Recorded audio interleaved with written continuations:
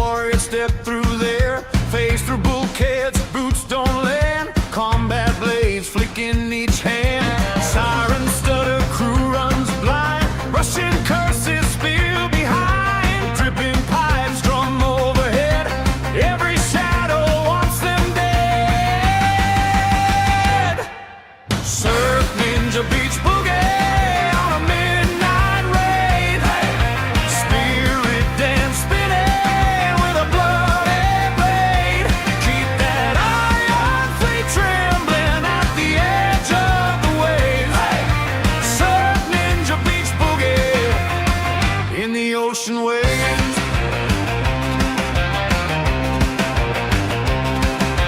Chart room shaking, maps take flight. Hydrophone hissing light. Periscope spin sees the shore. Mask and board on the water's roar. On the swells they draw their line. Bare feet stamping, beating time. Salt on lips, toes and sand.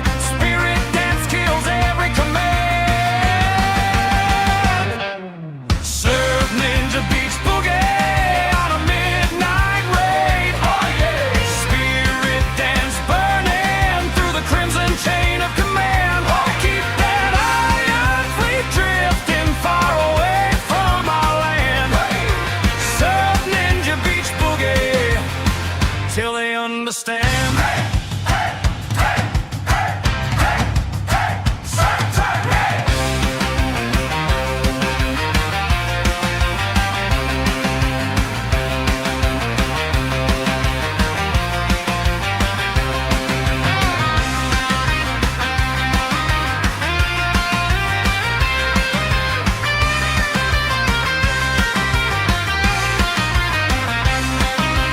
Left foot, right foot, healing foam. Call the storm and send them home. Decks run red, the ghost advance, but the tide swings wide for the spirit dance. Surf ninja beach boogie, shake the breaking waves. Spirit dance rising like a tidal wave. Keep that iron fleet turning back the way it came. Surf ninja beach boogie, remember the name.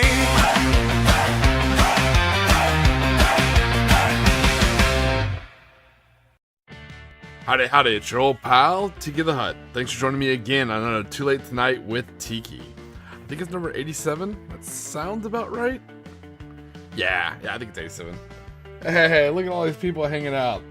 Nathan, RK with Mrs. RK, so it's doubly nice. Oh, nice, we got Mike who likes his big buff ladies. And Ginny, what's going on, guys? Hey, I'm glad you like the new AI song. I'll be releasing them in videos too, so you can listen to them whenever you want.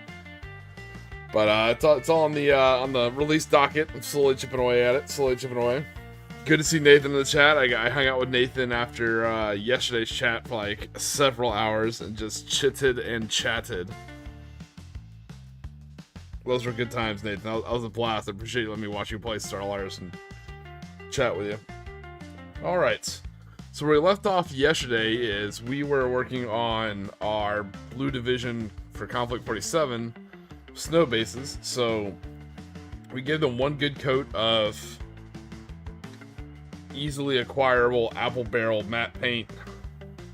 We're gonna give them another coat, and then we're gonna start putting on the AK terrain snow diorama stuff. The stuff's like marshmallow fluff. It's pretty nice. It's very nice.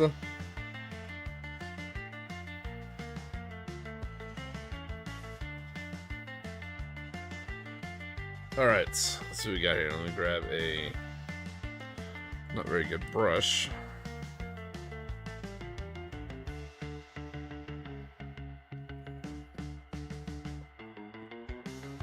Alright.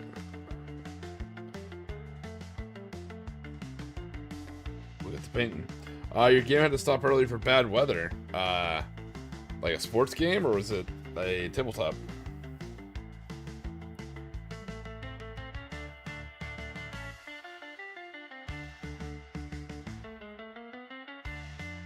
Nice! Well, that's awesome. First of all, it's cool to be thought of, thank you. But tell Tom give you a bunch of Japanese to paint, Man, I hope you come up with a cool design and paint them and make them look really awesome. Definitely shoot me some shoot me a DM in Discord. I would, if you're willing to share, I'd love to see how you end up painting them.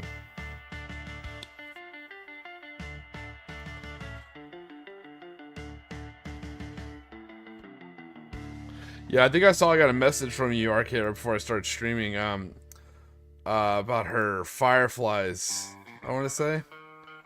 Unless I'm crazy, I thought I saw something about them. Maybe I'm crazy about them, her working on them or painting on them, or they're kind of like bees or something.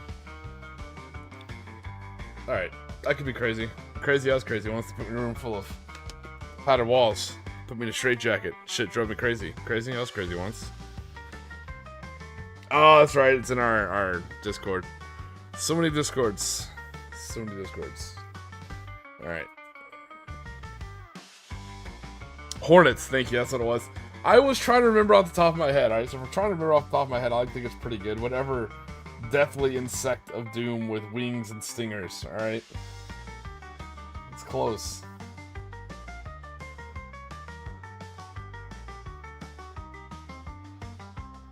That's like trying to call something a warthog when clearly you mean a puma. Because, like, what kind of animal has tusks, you know? If you guys don't know the joke, it's an old red versus blue joke.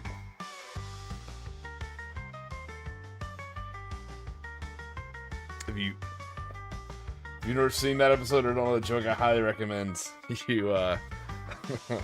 give it a shot. Old school red versus blue is great. Like, seasons 1 and 2 are perfection.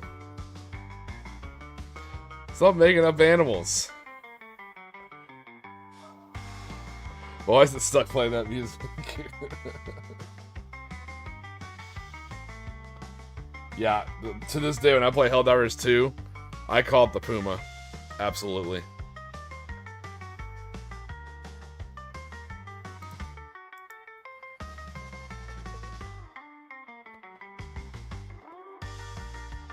That's the only accessible name for the vehicle, or the car anyways.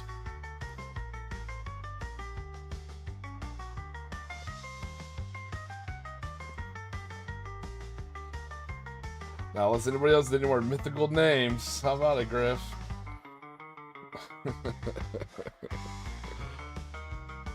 Hey, Tom, what's going on, buddy? Excited to hear you guys are gonna be playing doubles at Adepticon. I'm super excited about going. I've been talking to Cosmic. I told Cosmic, no bullshit, but I'll definitely try and show up and go tomorrow. Or not tomorrow. Next year. Next year, I fully plan to go to Adepticon. Now, to be fair, as much as I love Konflikt 47, if I go to Adepticon and I find out they're playing Gaslands, you're gonna have to bring a barbed wire crowbar to try and pry me away from the Gasland tables. As much as I like Konflikt 47, if there's Gaslands going on, shit.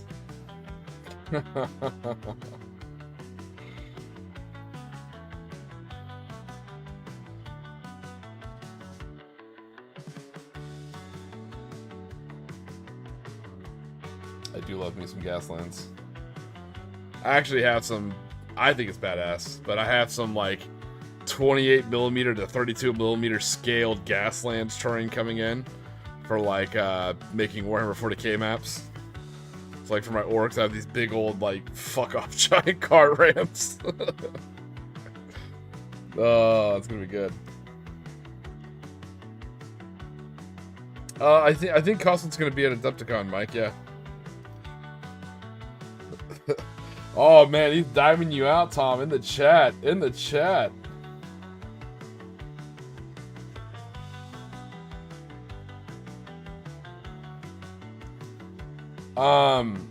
I will say, because you know, usually I'm not a very big competitive guy. I think Adepticon is different. You know, I don't think there's a such thing as min-max. As long as you're not going to a narrative event, right? As long as you're not going to a narrative event, I don't think there's a such thing as min-maxing at Adepticon. I mean, it's fucking Adepticon, right? That's like calling someone to try hard at the Olympics.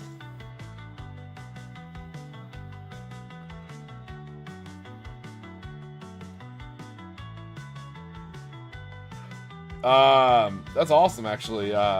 Mike, I ran that at my recent big bolt action / Konflikt 47 game. I ran a legitimate light tank company for the Imperial Japanese with just like an understrength infantry platoon, and it was glorious.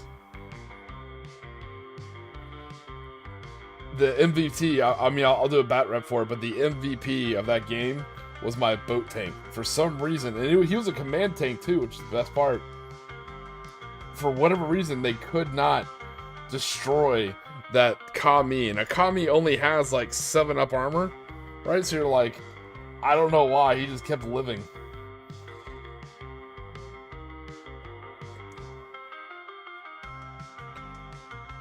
I was pretty happy.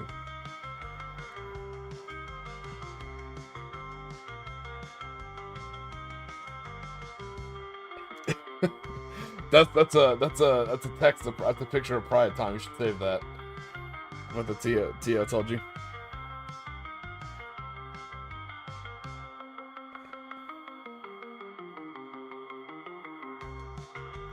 Yeah, Decepticon seems like a great thing. I've wanted to go for a while, but like I don't know, I've just never. I don't know, because I don't play competitive, so I'm like, why would I go? What am I gonna do there? You know. But now I've been shooting for a little while. You know, I feel more comfortable going. Again, especially if there's Gaslands.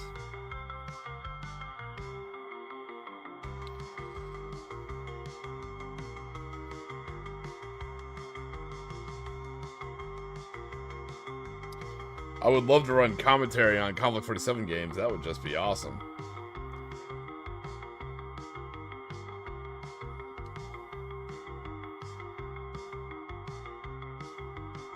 To buy more plastic crack, yeah, that is true. I hear the deals there are fantastic.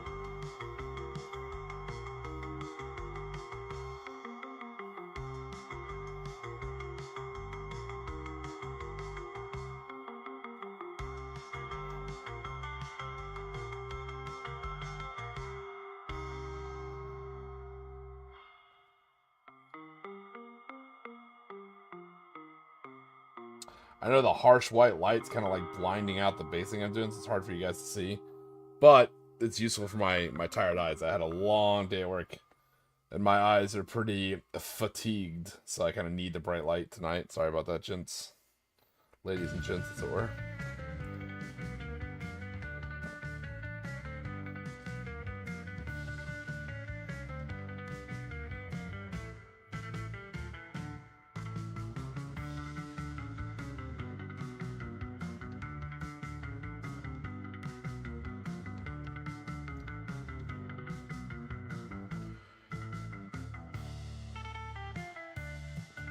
But I have progress. I have been working on the scripts, and I'll actually be using a script for once. I've been working on the script for the video for Clash of the Caribbean, like damn near 6 months after it happened. But you know what? We're getting there. Progress. Right now, I'm going through and editing the photos so no one's face shows. Because I'm not going to be a hypocrite. I'm not going to not show my face and then show someone else's face. I think that's what the French call a certain dick move, you know? So.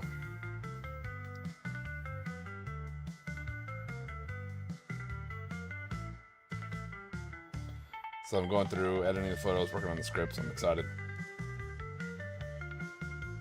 Hopefully drum up interest for the next one. Script, who are you and where's Tiki? No, so it's funny, I only have like... I have like one, I wouldn't say scripted video, but I have like one long form video, right? And that's my whole, like, what is Konflikt 47, you know? Because I have like a whole intro prepared and a whole like background music, and I've only ever used it like once in like 2 years. I'm like, oh my god, I don't make videos. I was like, I need to make videos.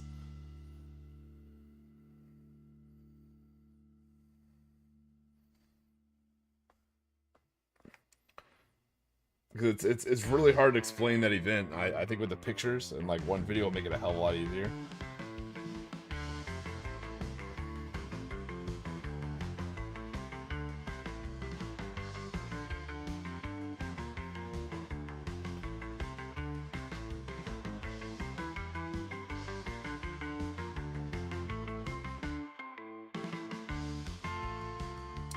So me and RK, we chatted a little bit here and there. We tossed some ideas around. I really like the idea that Russell came up with in the comment section. And it was in a squad, you know, someone who's armed with a pistol could take a one-shot flamethrower, and that's it. It has one shot, so you get one use of it. That's kind of cool. That kind of screams resistance. But it's also pretty nice to turn from getting like bum rushed by Shrek Wolfen or zombies.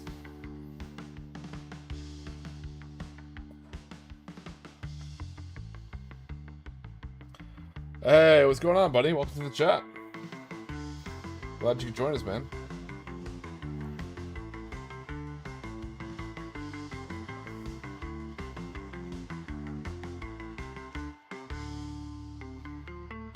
Alright, once the second coat dries, then we'll start actually putting on the snow marshmallow fluff.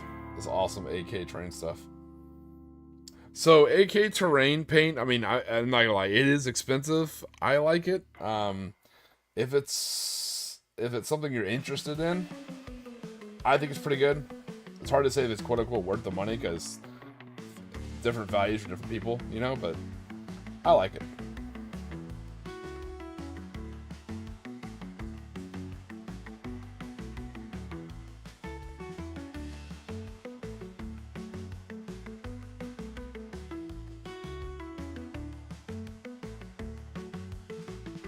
Right now we're just using our little apple barrel paint, matte white.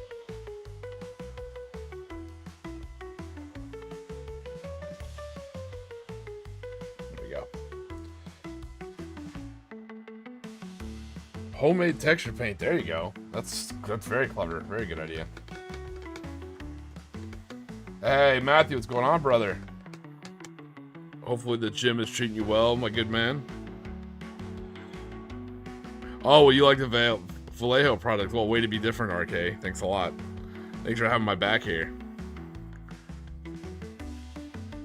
Hey, Bob the Gene Stealer, the man, the myth, the legend, the guy who got me one of my favorite t-shirts of all time. How's it going, buddy?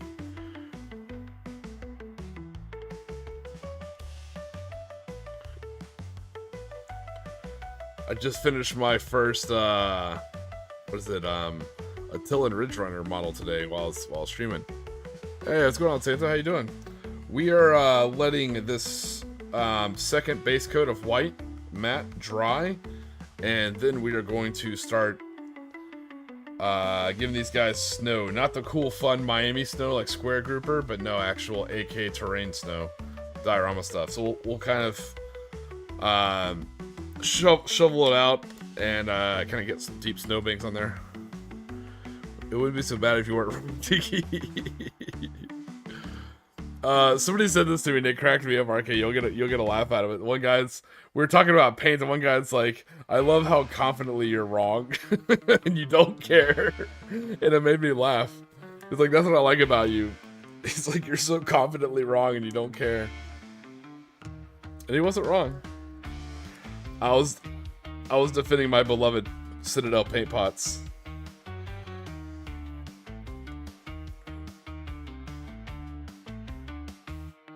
Nice. Ooh.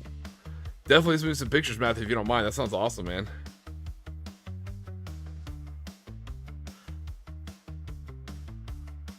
That's some tough sprue gates. Oh, you're building some Italian L3s. Those are not easy to build. Hey, what's going on, Squigger and Sean?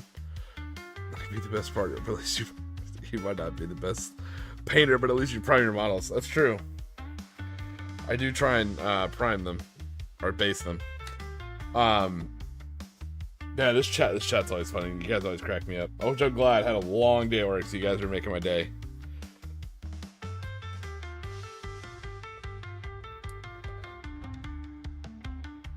All right. One duel. Okay, nice.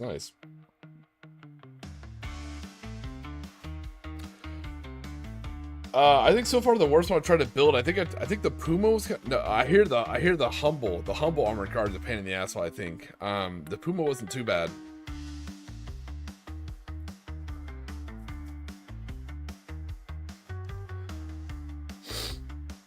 All right.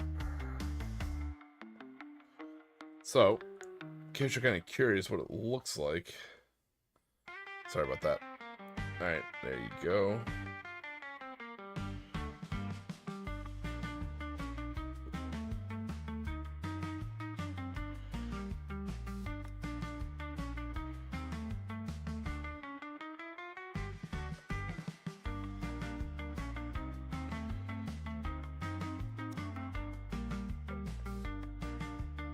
All right.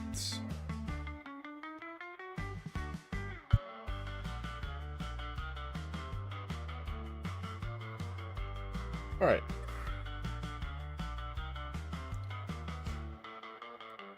I'll start with this guy first.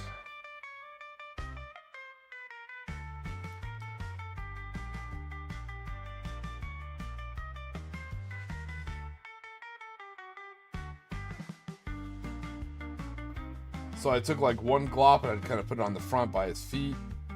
I took another glop from that first glop and kind of swung it around. Kind of put it back here.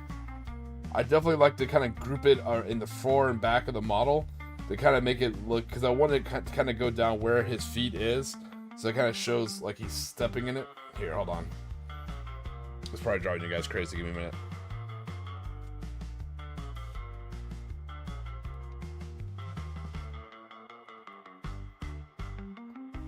Alright, let's see if that's any better.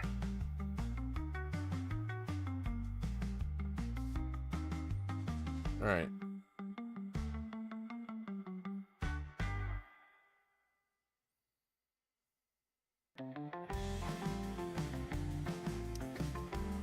Alright, so I adjusted the lighting, so hopefully it's not, though the snow isn't as blinding on the camera.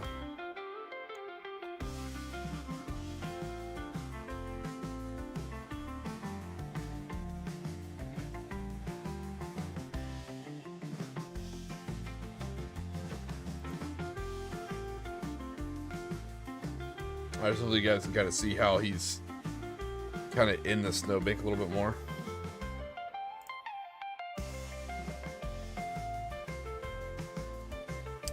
The next Tiki Tears video. In the process, I'm going to do a battle report on the huge game we had. I'll probably do it that same narrative style. Oh, thanks, Matthew. I appreciate looking at him, man.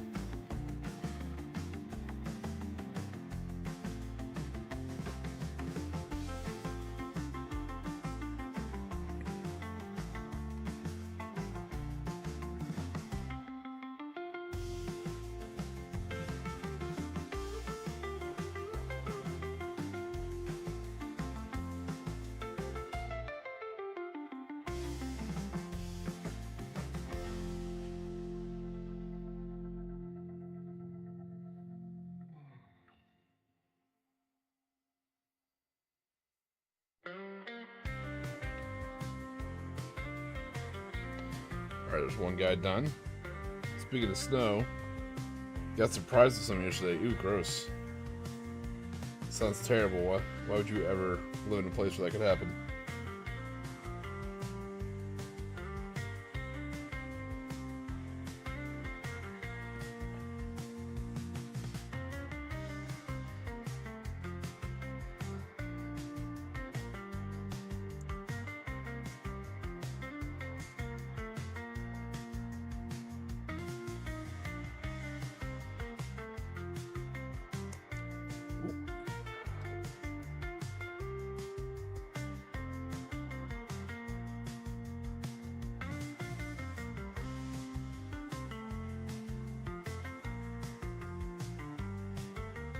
So all we're doing is, as we're kind of putting him in that snowbank, we kind of make it look a little more natural, I guess. Kind of like how they just stop for a second, you know, and you can like literally hear them sinking into the snow.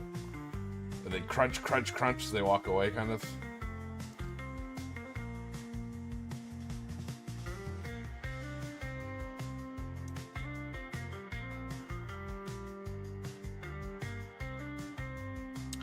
What about Ultra History RTS from Mendler Gaming? Oh, I like that channel, actually. Called Warfront Turning Point.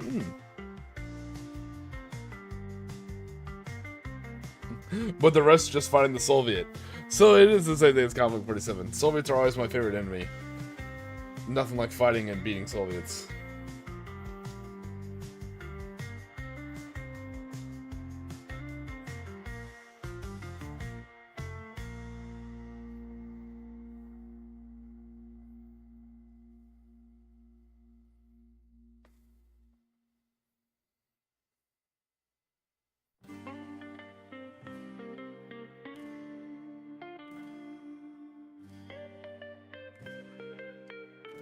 So as you can see, I'm just trying to like kind of push out the snow a little bit.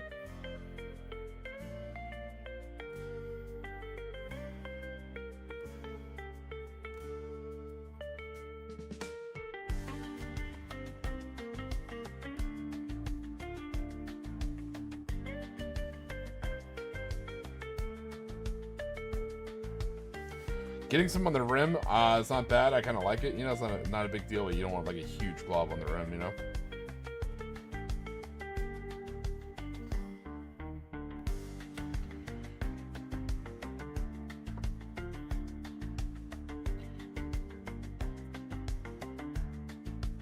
I am butchering, Sean, some kit bashed Blue Division for the What's Fun in December event we have coming up next month. So these are my Axis Spanish Blue Division, but in wintertime.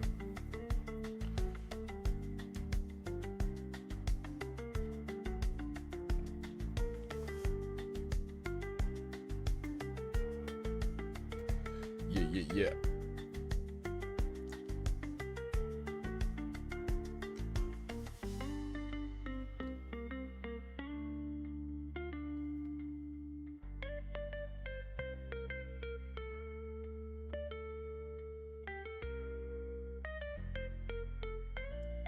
Alright. Snow basing. What's everybody else working on? I see someone was working on some possible Japanese for an Adepticon. Matthew's with pictures of what he's working on. His Space Wolves. This is Arcade is working on her Hornets.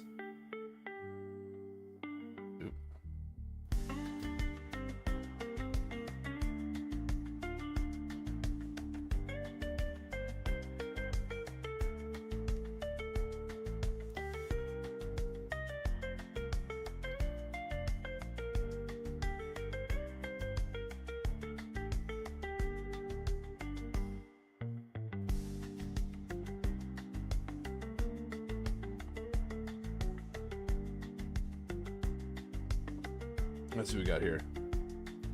That's right. Yeah, Crimson Tim's working on his L3. Someone's working on Me Machine Gun Team. I feel like if Spirit went digital, it would take over dead YouTube channels. Websites to promote their costumes. Interesting. All right. Ooh. Oh, yeah, you're working on that badass Axis UFO. That's nice. Stocking cat food at Walmart. Only the tastiest of late night snacks. Shrek Wolfen and a Konflikt 47 Commander. Very nice. Well, let's paint, let's put some snow on the Blue Division Commander. The huge flag that I plan on painting, you know, a nice Spanish color. I'm curious whether I'm going to do the Spanish flag or whether I'm going to do the Spanish battle flag. The white and red, white flag with the, what's that? The Castilian cross.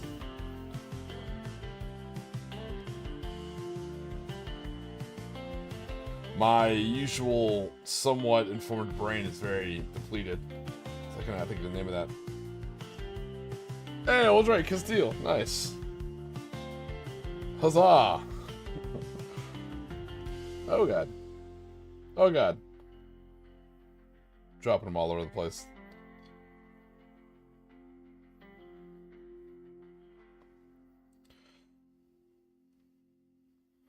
Yeah, that's one thing. I think I'm doing the battle flag, the Castile cross.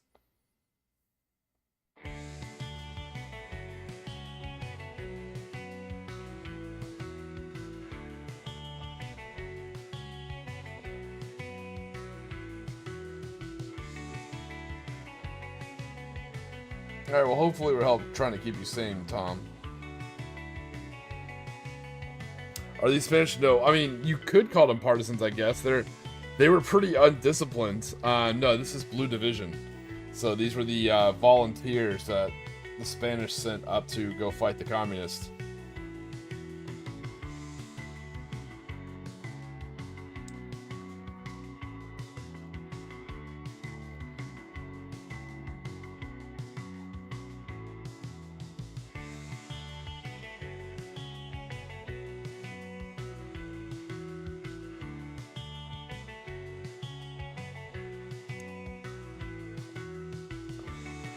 But Spanish resistance would actually be kind of cool.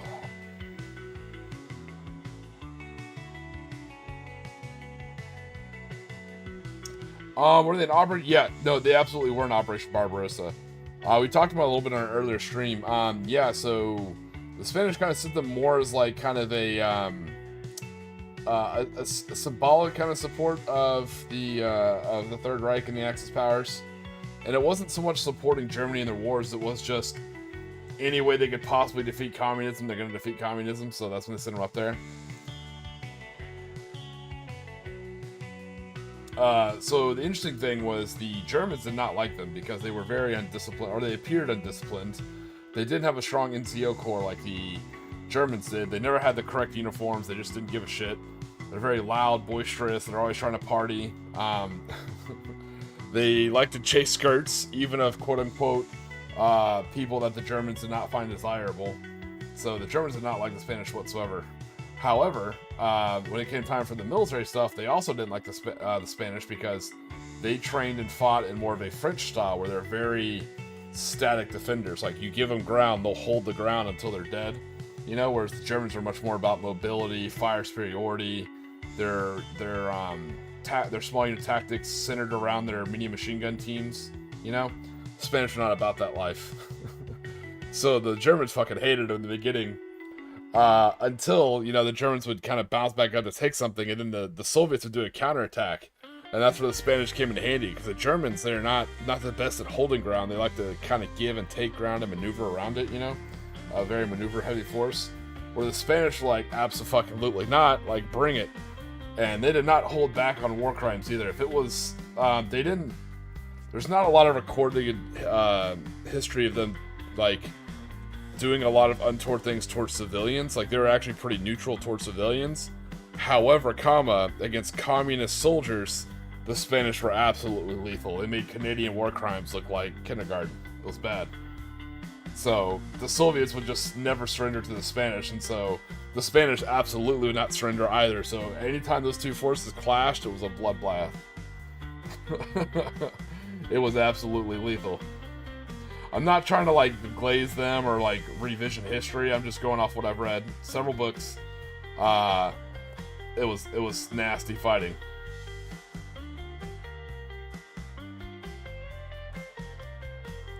They had a lot of downsides, like they refused to take cover a lot. Call it, like, bravado or just machismo. Like, they just wouldn't, like, lay down in trenches to take cover for artillery. They're like, nah, fuck it, if it hits me, it hits me. And they're walking around drinking wine, and sure enough, Soviet shrapnel cuts right through their leg. They had okay officers, but they had no NCOs. So they're constantly rotating back to Spain, too, so they had no good continuity for leadership. And that was the big problem with the Blue Division. Yeah, they do have official rules. I want to say, I think they get fanatic, which is awesome.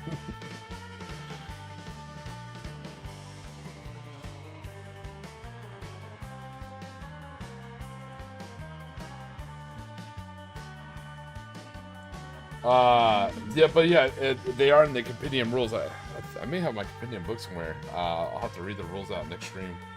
They have some cool rules.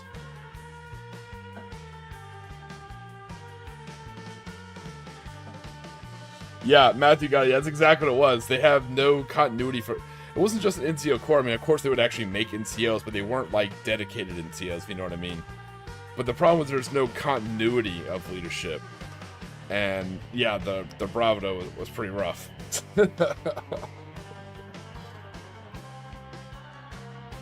But what it turns out is they were a perfect pair for the high mobility Germans.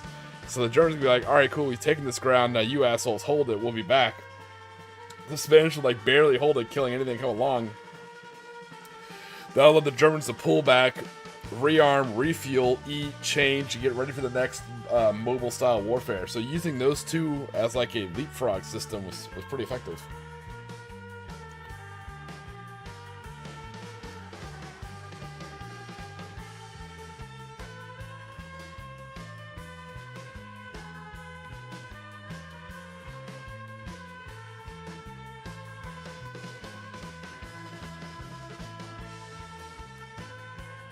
Thanks. Thanks for that. Thanks for being on the stream. Yeah, I'm glad I came back too. It'd been a little while, but I finally had the time to kind of come back, and I definitely want to start coming back with the streams. I definitely want to run these like short little 2-hour streams on the weekends, catch you guys who are working nights like I used to, or I still do technically.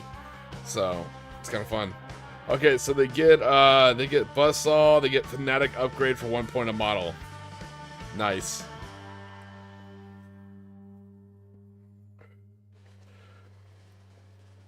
They have some kind of negative thing. I can't remember what it was, though. Is it that they can't take cover, kind of like the British officers? Do you speak Japanese? That was a good short. I'm glad you like it.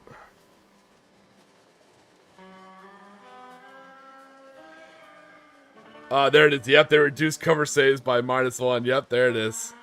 Yep. But infantry and artillery get to reroll field morale due to casualties. Yep, there it is. I knew they were good about giving it a pro-con kind of thing. I'm glad the Japanese called to you, Tom Sutton. They're going to be a lot of fun.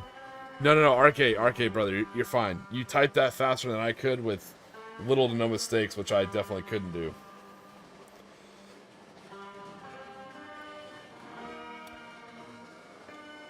Yeah, feel free to drop me your list sometimes, Tom. If you just an offer, just an unsolicited offer. If you want to take a look at your list, I've actually been playing a lot of bolt action with my Japanese. I've learned a little bit. I don't have like the answers, but I have like a style of play that works for me. But there's a lot of cool stuff to look at for the Imperial Japanese. Like I said, one of the big ones is our air observers are cheaper because we have they technically gave the Imperial Japanese no ground attack aircraft, so therefore your aircraft table is different. It's either strafing or fighter bomber. So therefore, Imperial Japanese air observer is only 50 points. Kind of cool. Your AT rifle gets 2 shots, but it's fixed. Oh, the light mortar actually has a minimum 6-inch range. That's pretty awesome. So there's all sorts of little sneaky changes that you really got to read the book for the Imperial Japanese to see.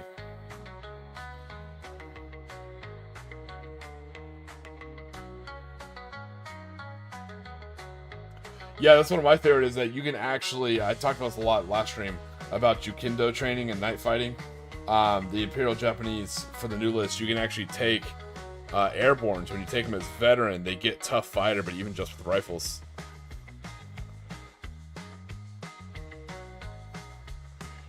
That are youngster footing. So one of the many lessons I've learned in my life, Nathan, is don't trust the British guy who has a bite missing out of his ear. Spoiler alert, he may not be on the up and up.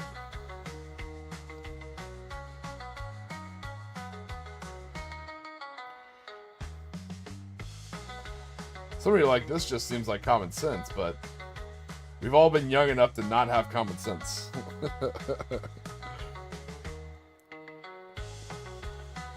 I like to use the term lunge mine, Mike, but yeah, I got you. Lunge mines are pretty good. 5 10-man squads, 2 5-man officers, and 4 lunge mines. Tom, that is a beautiful list. I retract what I said. I have 0 critique. Bonsai, go forth and bonsai. That is a beautiful list, Tom. Perfect in every way. No notes. Absolutely no notes. I love it. I love everything about it.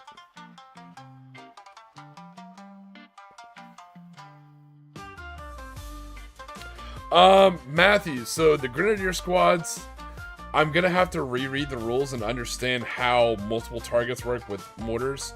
From what I understand, you can only target, even if you have like 3 mortars, you can only target 1 squad with all 3 mortars, and they zero in separately. That's what really hurt the Imperial Japanese, is that the mortars zero separately. And if smoke was a little bit better, then I'd say that would be a good use, is you can just pop smoke, you know, getting more chance to actually for the smoke to go off and dropping more smoke while your unit advances across the board. And smoke is a great way of minimizing a tank. If someone wants to sit their Panther, their Tiger at the end of the board and just absolutely lay hate, force it to move by popping smoke on it, you know? However, You can ask RK. Smoke is just not It's just not that reliable in 3rd edition. So I have a hard time recommending Grenadiers, especially now over a solid veteran airborne squad. If you need, like I said, a 10-man veteran airborne squad with tough fighter, they can move, they can take an objective, they sure as shit can hold the objective too. Yeah, well, RK, you were special. But what I'm saying is you saw me miss all my smoke shots. You saw me not get smoke off for like 3 games in a row.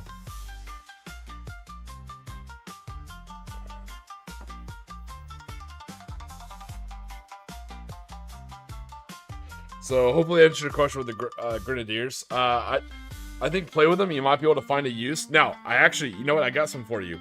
Something that may make your Grenadiers worth it is taking that 50-point Imperial Japanese Forward Air Observer. Because once he calls in his airstrike, now he's just an observer. So you can move your Grenadiers behind cover and still lob 3 light mortar shots over that building. Using, oh no. Hold on. I think he can only spot for 1 mortar, so no, it's still not very good.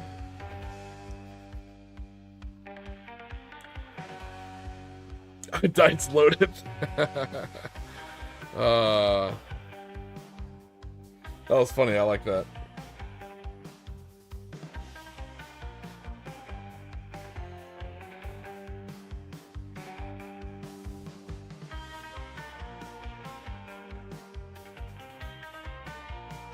Yeah, I don't know. I haven't played enough with Grenadiers to personally recommend it. The only things I ever personally recommend to people is stuff I've tested, you know? I don't like to recommend things just off, like, Math Hammer. I think that's kind of a shoddy thing to do.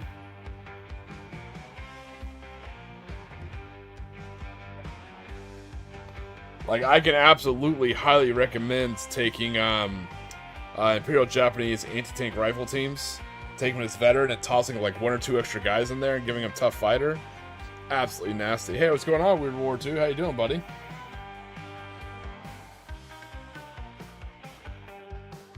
Yeah, the rules for Jungle Fighter are actually pretty good.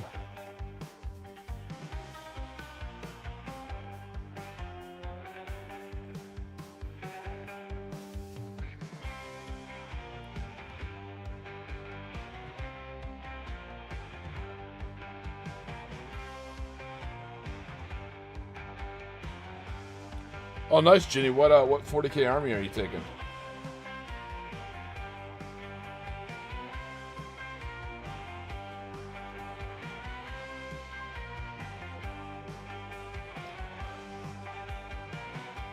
It looks like it. If I can find the lid. There we go. No, this is AK's terrain snow. It kind of comes out like marshmallow fluff. When it dries, which is a long time, it actually ends up looking pretty cool.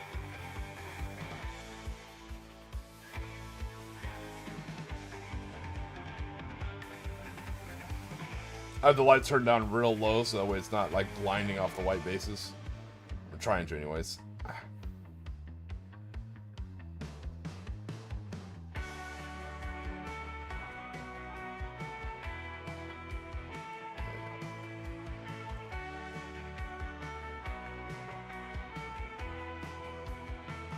Thanks. Yeah, I can show you like kind of what the more finished product would look like. Like here's what it looks like when it kind of dries.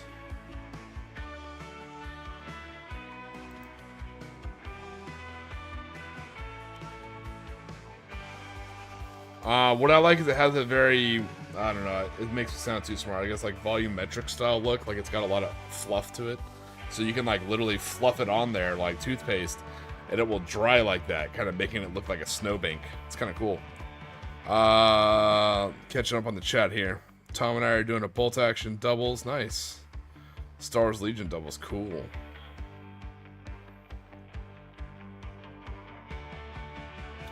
Going regular on your guys. Okay, that makes sense. Took some of his points versus Tiger 2. Understandable. Regular is still good. CIS Army, I love it.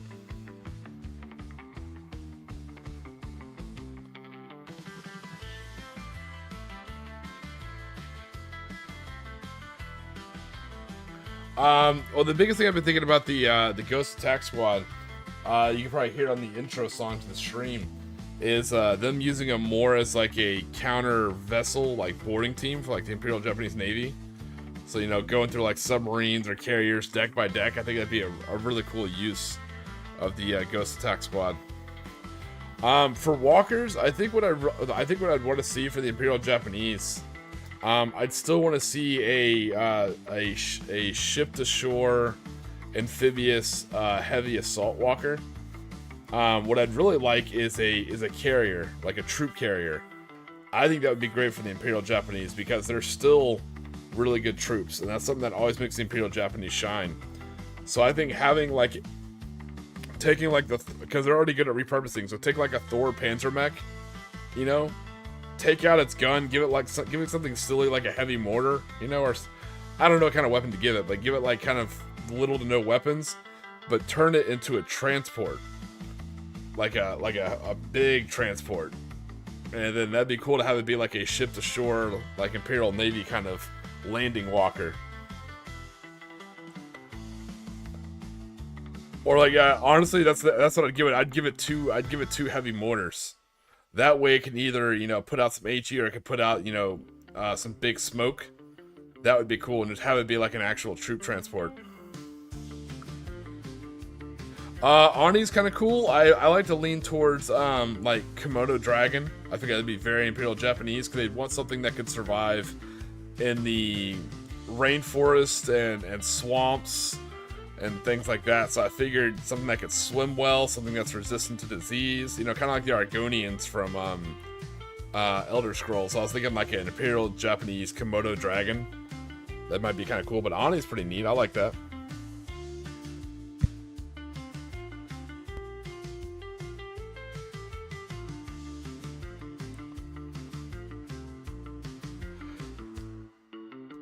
Yeah, thanks. Yeah, I think the Komodo Dragon, I think that makes sense for the Imperial Japanese. They would want, like, specialized jungle fighters, you know? And so they don't have to worry about diseases and drinking water and all that kind of stuff.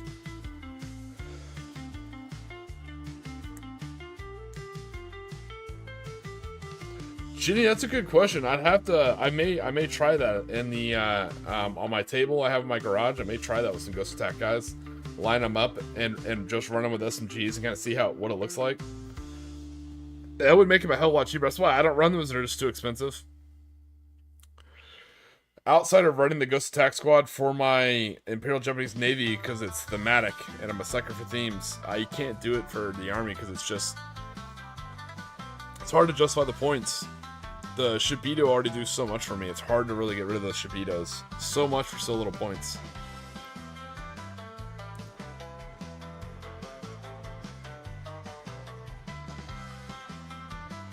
Okay, Mike, let me catch up with this. I'm hoping to drop a building on an enemy unit. We actually almost had that happen in my last game, which is pretty awesome. Could I trouble you to make some achievements for me to do in the tournament, Tiki? This is my first tournament. Okay.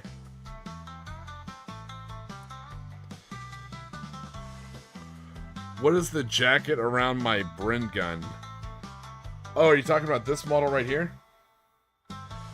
This isn't a Bren gun. This is a kit bashed AT rifle. it's kit bashed from a Brent gun and a toothpick and some other stuff. I'm trying to make a small AT rifle. So that's what you're talking about. So if that's the Brent gun you're talking about. Achievements, yeah, Mike, give me a little bit and I'll think about them. Okay, I can do that. Oh, thanks, Mike, I appreciate it. Oh, thanks, guys, I appreciate that.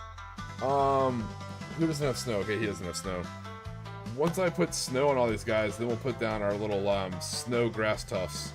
They kind of really complete the look.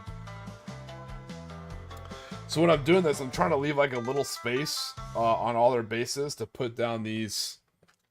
Uh-oh, if I can find where I put them. Ah, there they are. Ah.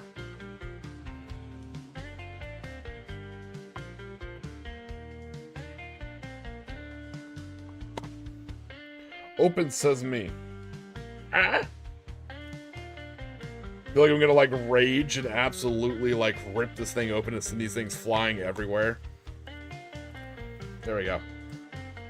So these aren't the best turf grass tufts. I got them very cheap on Amazon. Like the snow isn't exactly like white snow. It almost kind of looks like, it looks like snow on grass with something pissed on it, you know? But it kind of works, and I'll take it. Yeah, Weird War. I'm the kind of guy, I think that's cool. I would like to see the, I would like to see the Imperial Japanese get like a chemical variant of the Type 94 armored car. I think that'd be kind of cool, like a chem thrower. That would be awesome.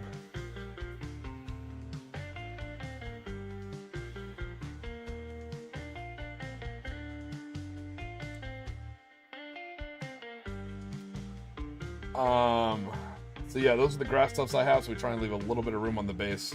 We're putting on this big, thick, like, snow banks. Yeah, it's limited flavored snow. Hans, these limited snow cones you keep giving me taste like piss.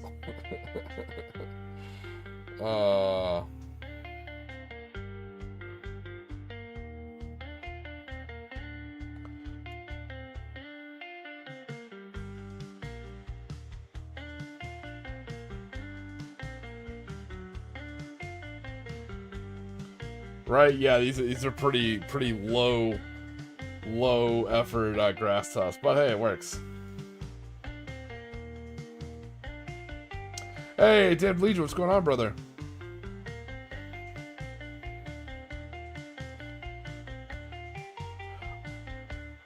Well, Damned Legion, I'm sorry you're having a rough day. Sorry what happened to your phone, brother. If it makes you feel better, I had a long day at work, but I'm still here, so I'm happy about that. But I hope you figured out your tech stuff, and I hope your new phone is even better. And I hope your day gets better, brother. But thanks for swinging by the chat. It means a lot. And we are painting. I know sometimes I do more chatting than painting, but we're actually painting this time.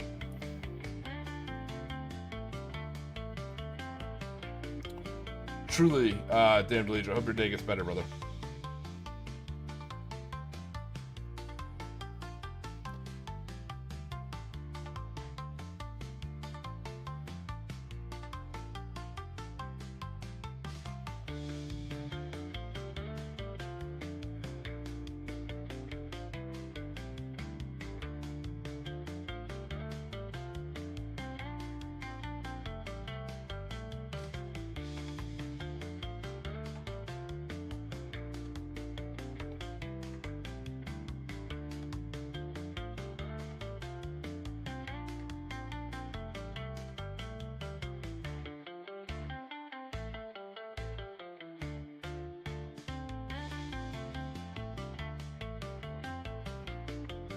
Campaign that looks like the start of battle if you roll. Oh, that'd be kind of cool.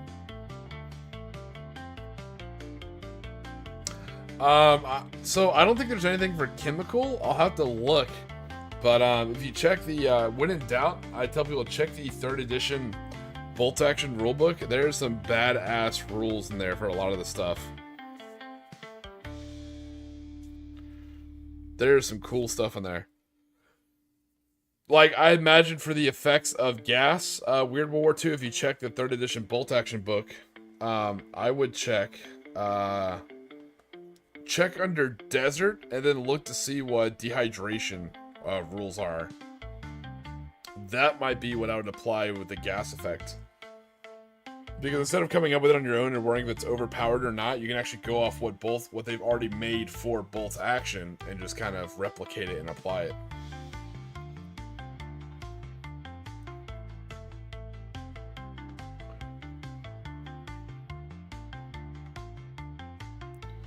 American Ralph and Tom.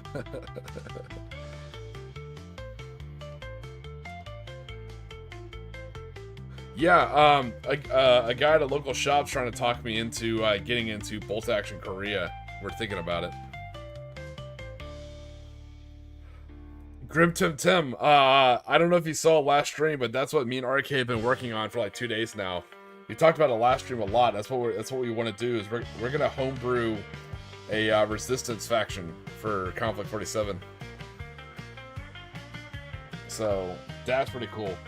we've been tossed around ideas like what would be kind of cool for him and things like that without making him too overpowered.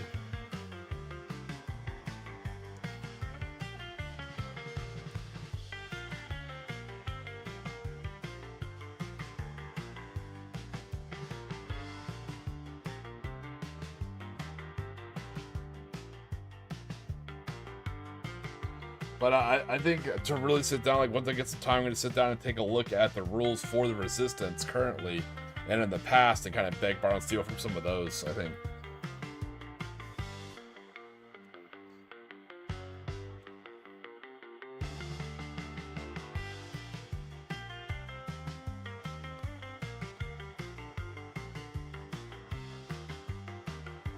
I had an NBC rule for my Division game. If you were in the containment zone, you actually had to wear a gas mask, so it was a -1 to shoot, and all wounds, like all damages, had +1 to penetrate for infantry, and that just meant that regardless if you're wearing like body armor or if you're behind cover, if a round or shrapnel were to cut your uniform or cut your NBC suit, you know, it's a little bit more lethal.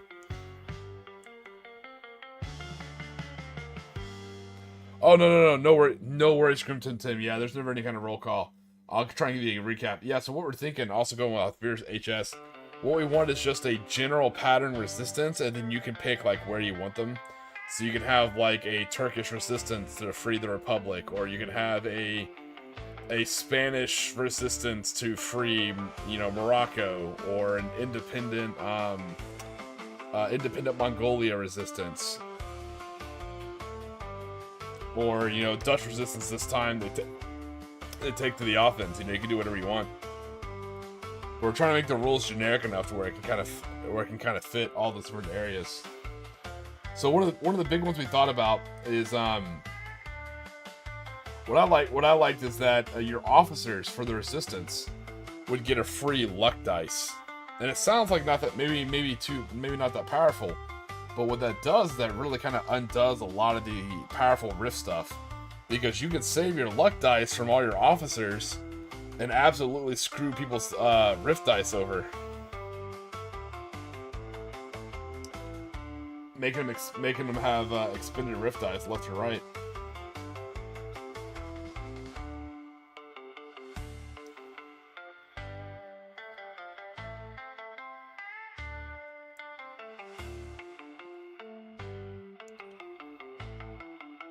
Fanta logo on one of my trucks, nice.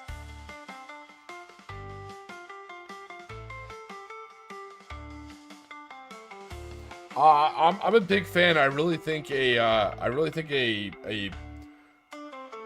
bolt action set in the Cold War I think would go over really well. And I think like one of their star sets they could sell is like Wolverines, you know, like Red Dawn and shit like that. I think it would be great, because in the whole thing, considered the Cold War, you had a lot of little proxy engagements. You had Soviets in Afghanistan, you had Americans in Vietnam. You had a lot of really, really good examples to pull from. You have Iraq and Iran, their war for 10 years.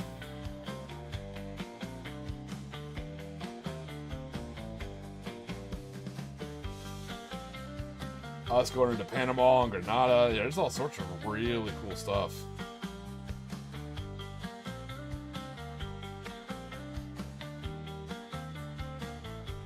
Bay of Pigs.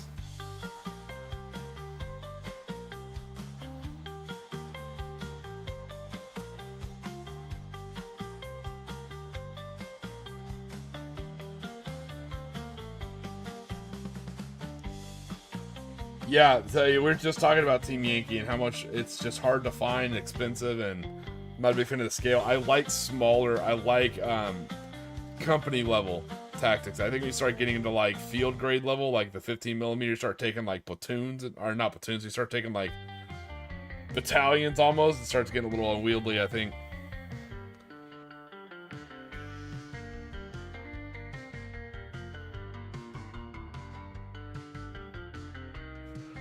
Play the CIA and get the true Tiki experience. That'd be great.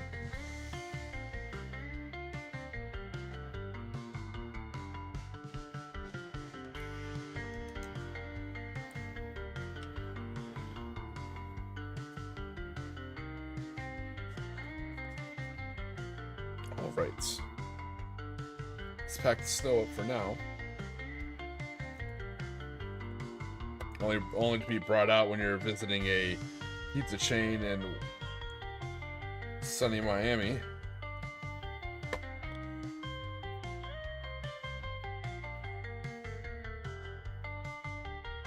Alright. So now I take the back part of my toothpick here. Find a good area to put this grass tuff. I think for this one I'm going to go right here. I'm going to go right about here, I think, for the grass tuff on this guy.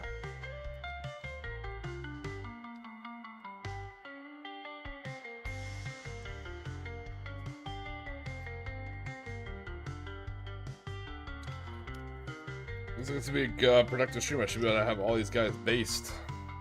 Hopefully by the end of stream. And I said it out loud. It's a terrible idea.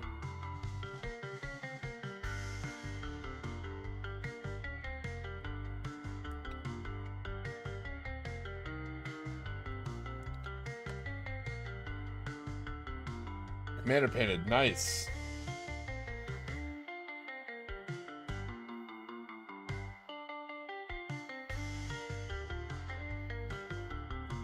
There we go. Nice little grass stuff on there. Break it a little bit, break up that base a little bit, make it look a little bit more busy.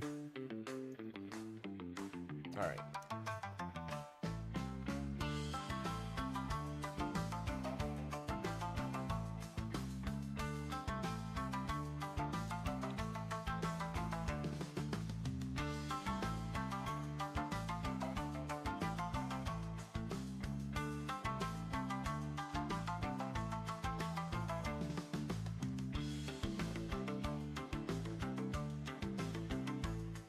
You asked the craziest questions there, bots.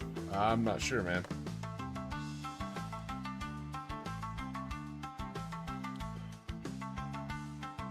Nice. Yeah, I know you use a lot of dust models, and they actually look really good, Weird War. I always like seeing your dust models. You definitely got good use out of them.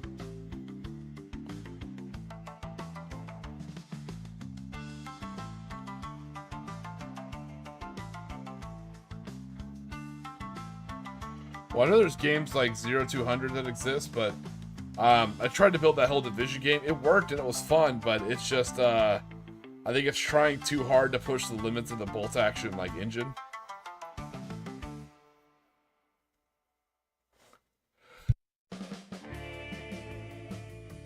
So I think what I'd like to do instead is I'd like to do something similar to that, almost kind of like an extraction shooter basically, but what I really want to do is I want it to be set, and this is very, very niche, right? But I want it to be almost very like Bioshock themed.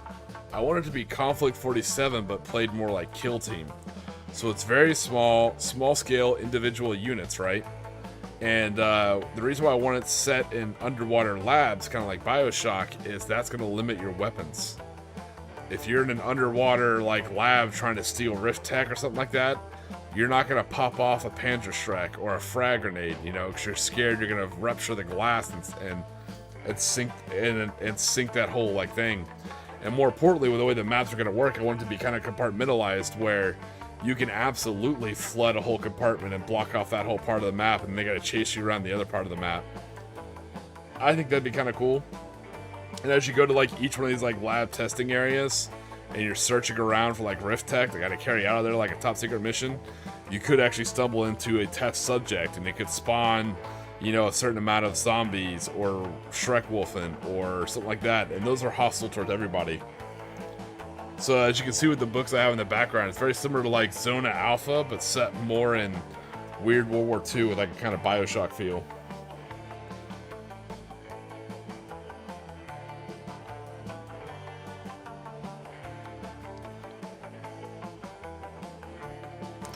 So that'd be something I'd kind of work on in the future, like a kill team for Konflikt 47. I think it'd be kind of neat, kind of a lot like what Firefight was for bolt action.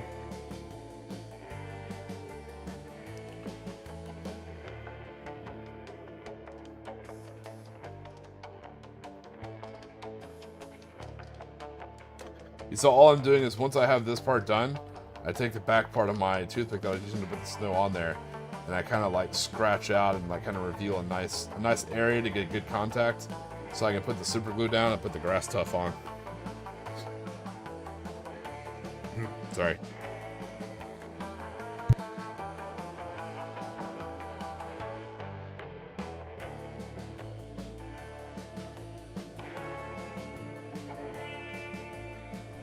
Alright, we're going back.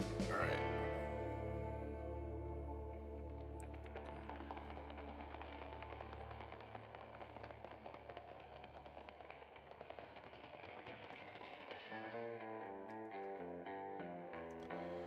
There we go, got a nice little guy with the grass tuff there.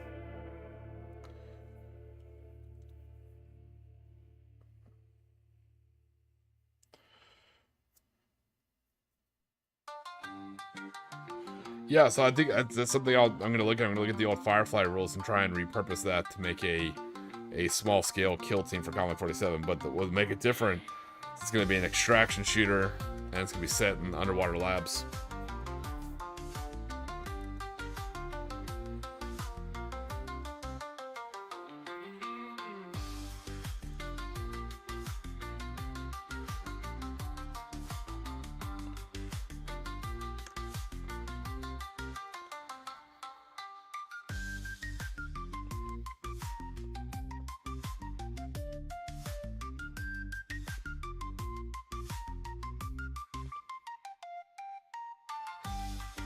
Sounds more like heavy infantry work.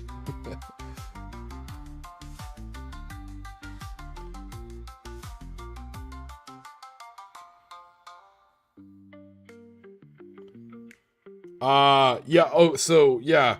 If I have it correct, Grim Tim Tim, I think Roadside Picnic was the novel, and I think that inspired the game Zona Alpha. But there's also another book, Grim Tim Tim. Look up Contraband, but spelled with a K. And it's for more solo play and more rules for Zona Alpha.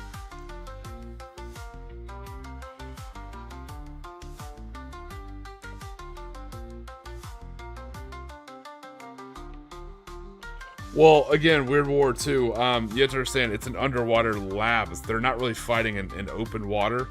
They're fighting in a lab that's underwater. And the whole reason why that's there is just to prevent the use of high explosive weaponry. And also being able to like flood certain tunnels and flood certain rooms that can't go in there. So I don't think they'll be swimming at all, if that makes sense. But you are right. Doing underwater combat for my D&D days, it's absolutely a three-dimensional thing. It can be tough for some people to understand.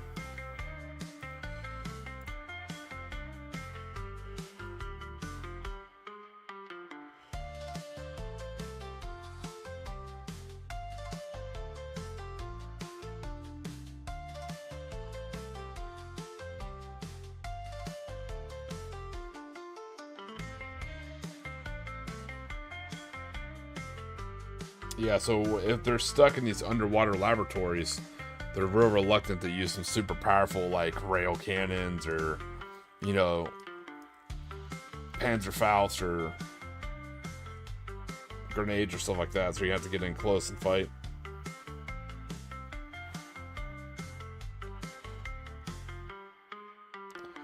Nice, I actually like the way that grass stuff kind of came out. It's kind of cool. It's kind of like pressed down in between. Nice.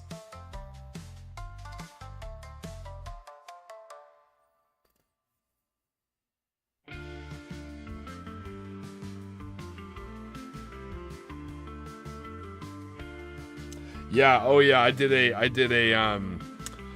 Ghost of Saltmarsh campaign that was very heavy into like naval combat and stuff like that. There's a lot of underwater fighting.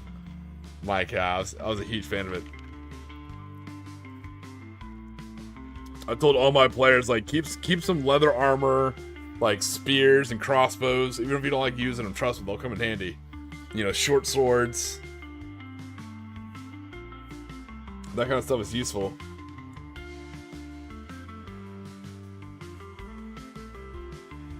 Why not just an underground facility? The reason why I'm leaning more towards underwater is I like the ability of kind of dealing with like flooding areas, flooding decks.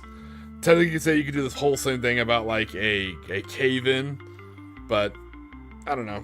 I kind of like that aesthetic a little bit better. But you're free to do with yours as you see fit.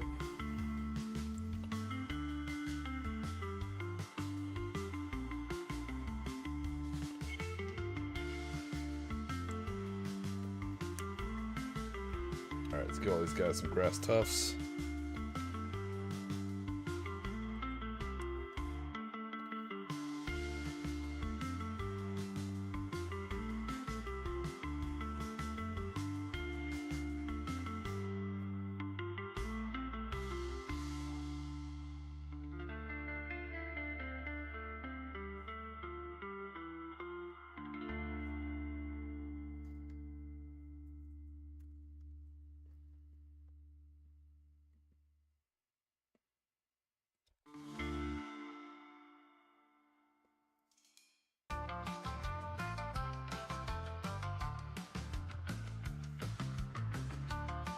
Oh, that's what I wanted to avoid.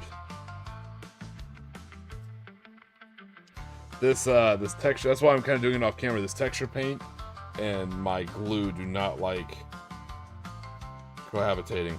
There it is.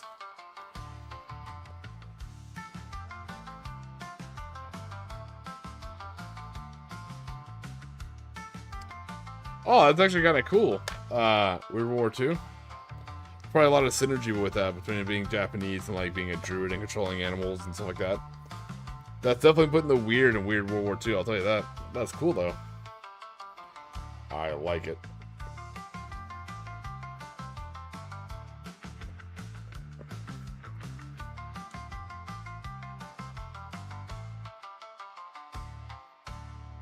Nice. Alright, and there we go. There's his grass tufts.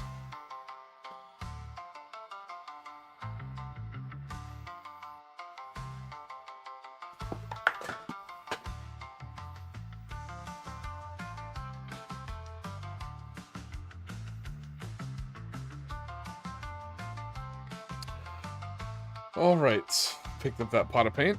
Back to what I was doing here. Not yet. I think I found where I'm gonna source them actually. So I think I know how I'm gonna source them, but I'm gonna have to like really try and figure out the scale before I order them.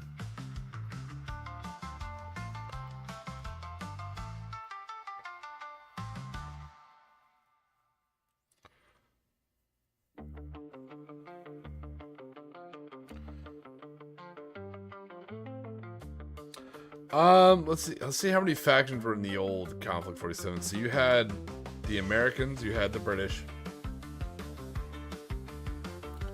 you had Germany, you had the Imperial Japanese, you had the North Italians and the South Italians.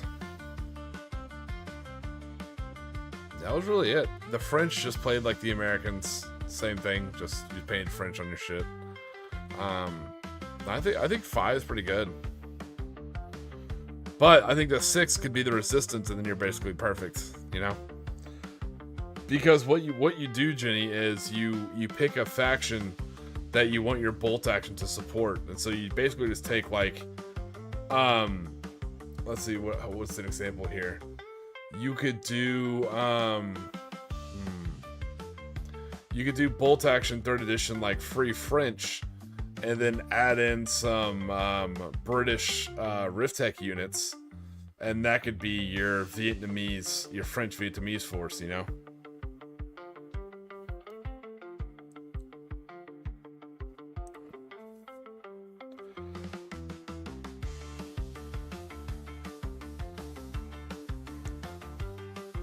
So what I will say, not to tamper anyone down, you know, it's not my position. I'm just saying I would be weary about adding more when you're cooking a big stew, right? That's what Konflikt 47 is.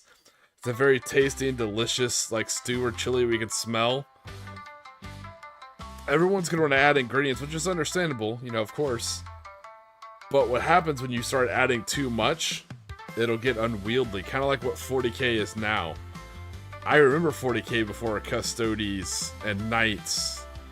It was a little bit more manageable, right? But now you have like 50, 100 data sheets and Primarchs and actual gods walking on the table and you know, night like Lords of War taking an actual normal meetup games, I think that's at the end of a very slippery slope. And I think that slippery slope starts with, you know, adding a lot of extra factions. I think maybe 1 or 2 extra factions here or there. I agree with you. But we start adding a whole bunch. And when you start adding a whole bunch, there's not a lot of difference between the two. Bolt action, there's very minimal differences, but it works for bolt action because that's just how it is. A machine gun's a machine gun, a rifle's a rifle, a pistol's a pistol. You know, that works for bolt action. For Konflikt 47s, it's much more swingy. You know, Schreckwolfen behave very differently than Ursus. You know, Paragons operate differently than Noctilbin. So, Konflikt 47 is much more swingy and varied and different than bolt action. Bolt action, you can have like 25 factions and you'd still be good because they're still very similar, just little minute tweak changes and like localized weapons and tanks. Konflikt, you start adding a whole bunch of factions, it's gonna get weird real quick. And not weird in the good way.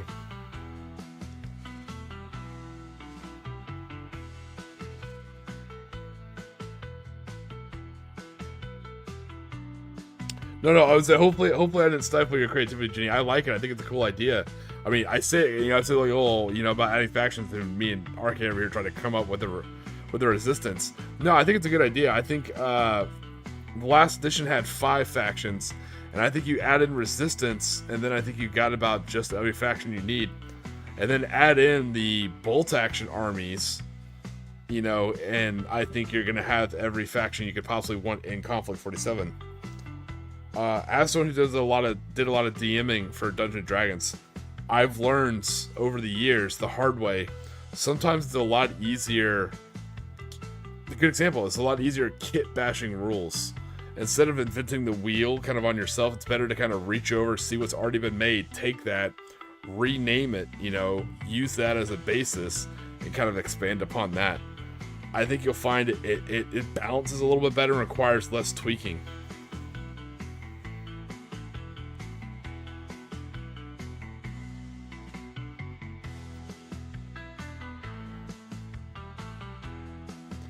Yeah, I definitely did like the axes from last edition. I feel like definitely need it. Yeah, it's Jenny, like, yep, I see what you mean. Yeah, exactly.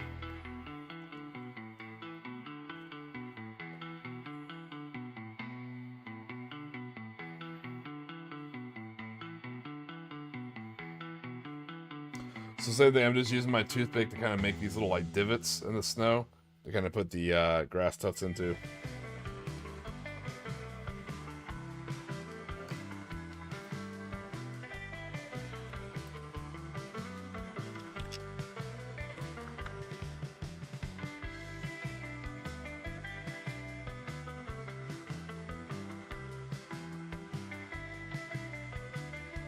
But no, I think having 5 factions, I think having a Kingdom of Italy, a Socialist Northern Italy, a UK Commonwealth, I think Germany / Axis is fine, Empire of Japan and America, and then for the 6th, I would just make it Resistance. And I think you just add in whatever units you want to from the bolt action army. And you go like you want to do China. Well, China had, you know, Soviet influence in the north. It had American and British influence in the south. And then the middle, that the Imperial Japanese didn't have, was all Chinese warlords. So that's your resistance army.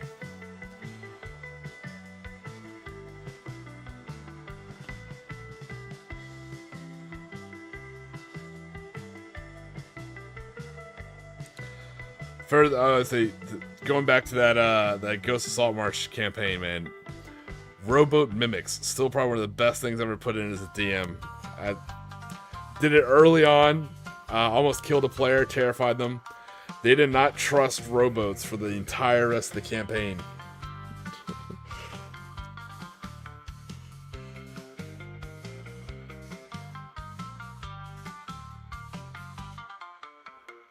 So yeah, there's no official German faction. I think that was a very safe move for them. They just went straight into like, oh, it's always been Hydra, it's always been Green Vault the whole time, you know. So I think that's what they leaned in towards. But you could always just do Axis and play them as like hardline Germany fighting against the Green Vault taking over, you know?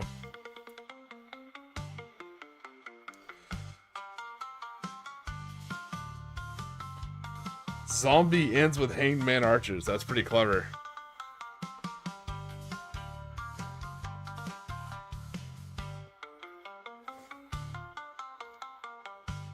Yeah, that's a great case for Fireball. I've ever seen one, but that's pretty clever. Oh, nice. Let's see Sean's saucer.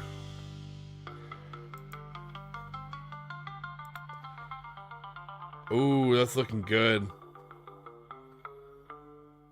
That's looking good. I like it.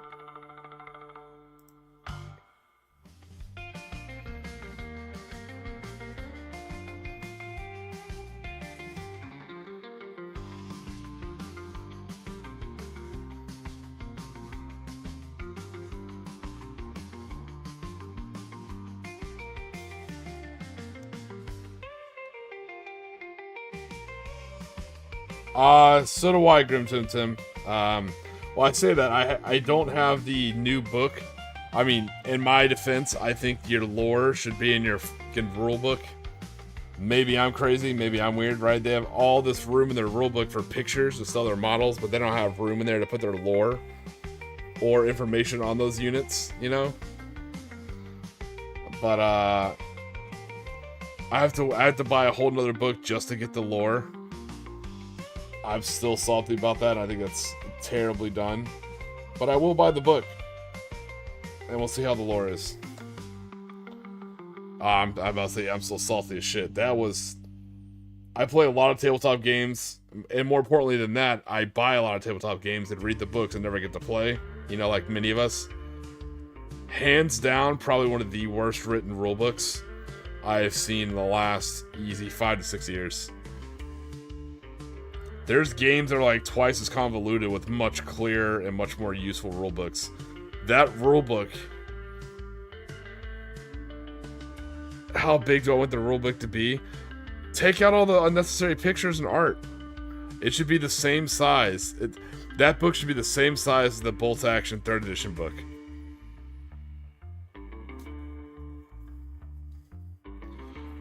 They have all these like little lore snippets, but no actual like lore. It was very not a fan of that book.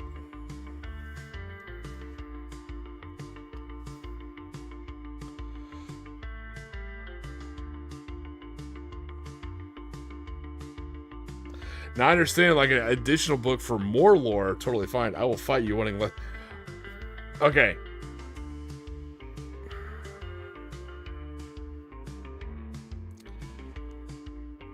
Let me run this one by you. And I like this. I really, one of my favorite things about Squig Hunter Sean is he actually will push back. That's why I truly value him.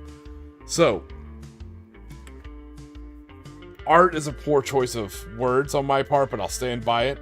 I think written lore is just as artistic as, you know, either photograph of painted models or just like design images, you know, like actual like artwork, development artwork. I think it should combine all of them, but there was so much more pictures of models and artwork of models, but there was no information on what those models were. They would call them by name, but, you know, unless you knew Konflikt 47, you had no idea what faction they belonged to unless you logged online. There was no in-depth, and by in-depth lore, I mean like just 3 pages. That's not asking much, right? And you can mix that with art, and it looks great. But having no unit rules on there whatsoever was a very interesting take. Now I know why. It's like, well, you know, so like we can update it online. And then I'm just an old grumpy grognard shaking fist at clouds about everything being online.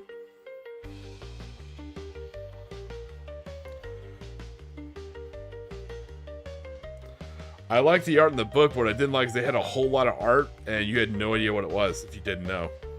Like, oh, that's a cool unit. What does that unit do? Who knows? Fuck off. Log online and check now that you bought this, you know, $30, $40 book. Now log online and see what that unit actually does. It sure looks cool, but I have no idea what it does. That is insane.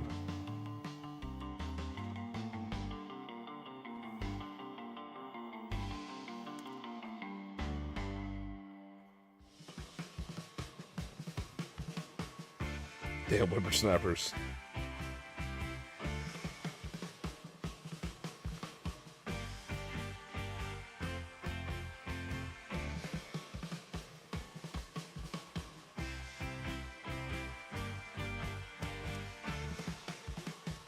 But I'm also happy to admit my own bias. I'm very biased towards that lore. So that's obviously the part I want more in that book. That's my bias. I like the artwork, but I don't like a whole lot of art and repeated art of repeated units without actual information on what those units are.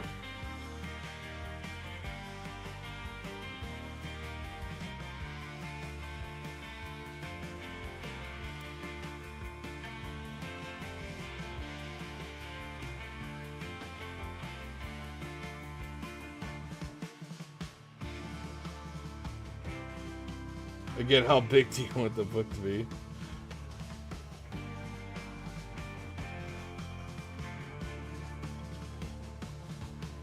This is, again, how big do you want it to be? Fill it full of unit rules that get outdated as army lists get published. And that's a fair point. No, but I think there were not that many Konflikt 47 units. I see what you're saying, so Sean. It's a good point, but there's not that many units. There's a lot more bolt action units than there were Konflikt 47 units. And if you don't want to have, and if you did want to have the unit information in the book, that's fine. I could deal with that too. That's not bad. But to have literally just 2 pages dedicated to lore and just a timeline with a mistake in the timeline, like 2 D-days, and then have no unit information, that was the sketchy part. But have plenty of pictures of the model for you to go by. That was the kind of sketchy part. Like, I don't need advertisements in my rulebook, you know? That's why I already bought the rulebook. So you don't have to have the unit info, that's fine, but at least have lore. Or if you don't want to have lore, skip the lore and add in unit information. That works too. But to skip both of those...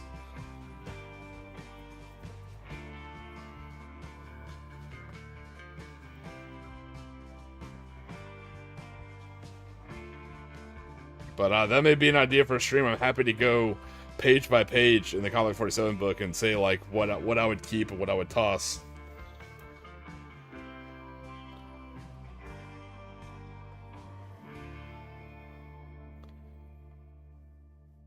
Yeah, you're saying it too. Yeah, it's all similar. Yeah, in the very beginning. That's why I'm really glad they're coming out with a new book and coming out with new platoons and new units. I think that's pretty cool.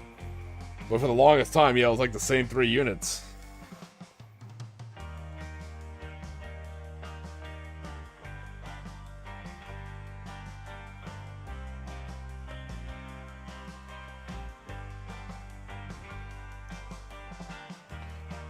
But I bought the book. I read the book, so I clearly didn't like it that much. I mean, I clearly I liked it enough to do that. That's just my opinion, for what it's worth.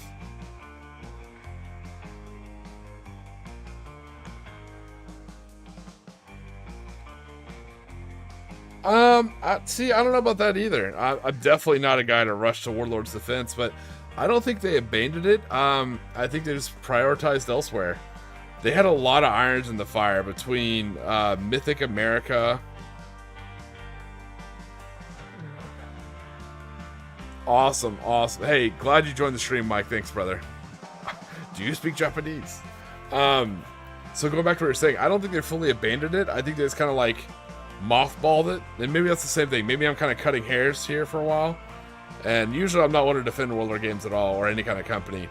But they did have a lot of stuff at the time. Like I said, they had Mythical America, they had Judge Dredd, ABC Warriors, that weird sci-fi game, they took a lot of their rules. They had that weird sci-fi game where they took a lot of the rules and used it for the new Konflikt 47.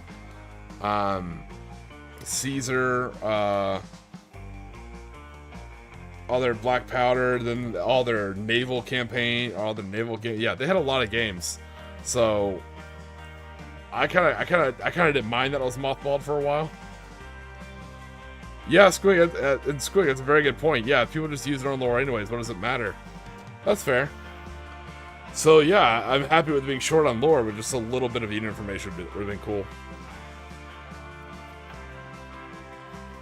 but doesn't fit through a piece of paper.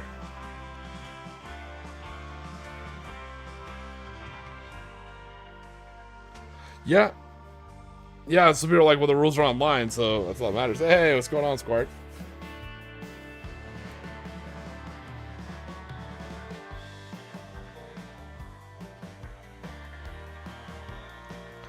Yeah, I don't know why I said cutting hairs instead of splitting hairs. I noticed that as soon as I said it, I was like, that's kind of an odd thing to say. I feel like that guy from, what is that, Boondock Saints, where he keeps fucking up the sayings. It's like, alright, people in glass houses sink ships. They're like, oh man, we're gonna buy you a book. This mix and match shit's gotta go. Yeah, I could say, oh yeah, that's...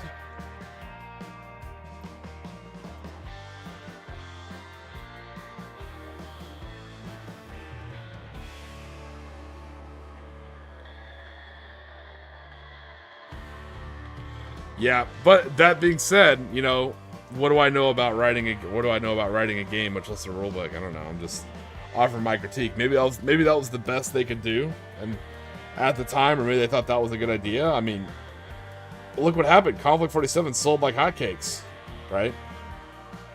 For years, I was told Trench Crusade was the new hotness. You know, and no one's like, what's Konflikt 47? Never heard of it, you know. And then once it started generating traction, people were like, oh, it's going to compete with Trench Crusade. It looks like Konflikt 47 might be Trench Crusade. Not that it matters, but it's kind of like all my critiques, and that's all they are. They're just critiques. It's not that I really know what I'm talking about, but clearly it works. Look how well it's doing. Look how many people play it.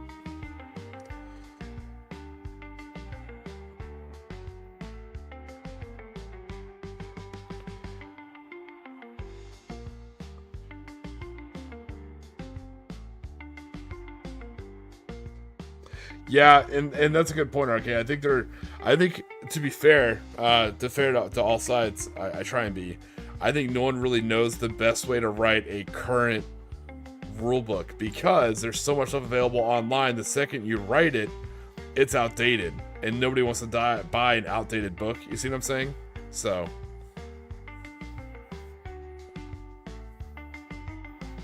That's a really good, that's a very fair point, RK, and that's tough to do. You know, how much do you balance with the stuff you're just got to replace online anyways? I did like, I think it was 8th edition, or 40K. I did like the index you get, or actually, the Old World. When Old World drops, you got like, hey, do you want forces of good or forces of bad? So you bought a rule book, and you only needed 2 books. You needed a rule book and, you know, good or bad. I kind of like that. That's good enough to last until you get your own online rules.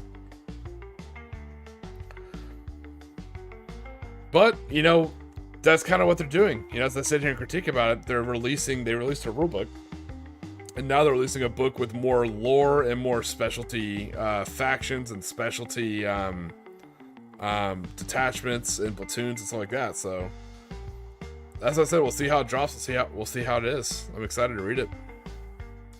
All right, take it easy, Weird War too. Keep it weird, man.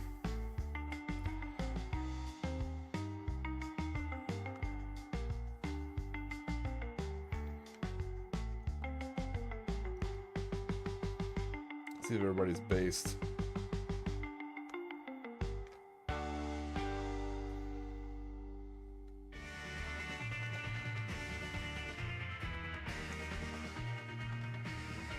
Yeah, and like I said, that's one thing I know I'm not good at. I am not good at business, and I don't have very good business sense, so I'm not sure how to, like, you know, generate profits, and I trust business people to do business things, so it's selling well. They're already releasing a second book, so I think it's going well.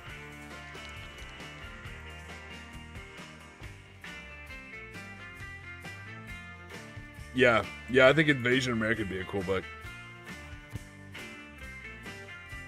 But I hope it's like, it'd be cool if it was like Canada, you know, the continental United States, Central America, South America, the Caribbean, all sorts of stuff. The future of game rules delivered by a Silky Boy. absolutely not Silky Voice. I don't think you could put the words Tiki and Silky Voice together, Swark. Swark did a really good job of showing me truly how difficult voice acting and voice recording is. I have a tremendous level of respect now for the people who do it. That shit is not easy. Very, very difficult. I'm highly impressed now. Much more impressed with voice actors. Not that I was like down on them, but I was like, oh, okay, you know, but yeah, that shit ain't easy.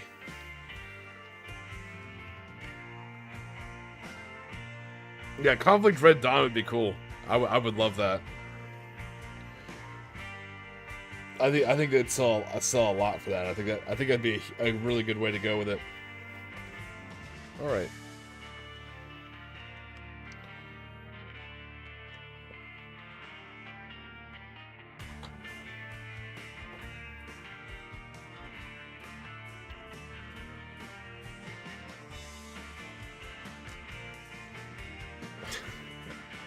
I'm never going to that town again, Nathan.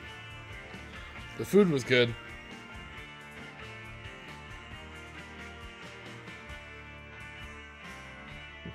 That's true, Squigger Sean. Yeah, I know to pull the wool over someone's eyes.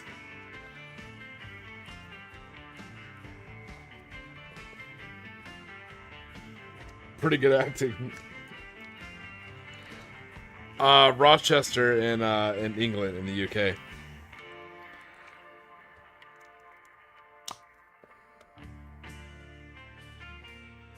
Well, I got some time. Let's see if I can get some paint on some of these berets.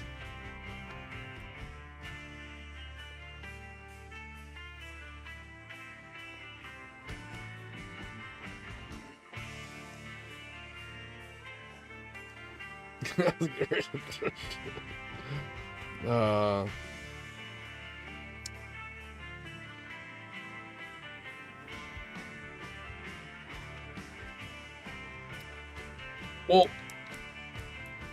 Ginny, I find that interesting because I think that's kind of a chicken and egg kind of question. I think a lot of people treat, most people use Konflikt 47 lore as guidelines and hard rules. That could also be because there wasn't much available to them, you know? A lot of people came into Konflikt 47 in this second edition. They're not going to go back and buy all the old Konflikt 47 books. So when there's a vacuum for lore, people will just make their own, which is perfectly fine.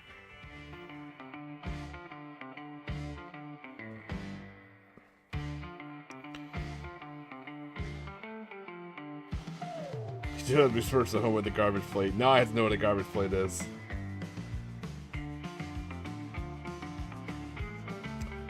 No, it is not. No, it is not, Squigger and Sean. You and I both know how fucking uncomfortable that beret is. Don't lie to these good people.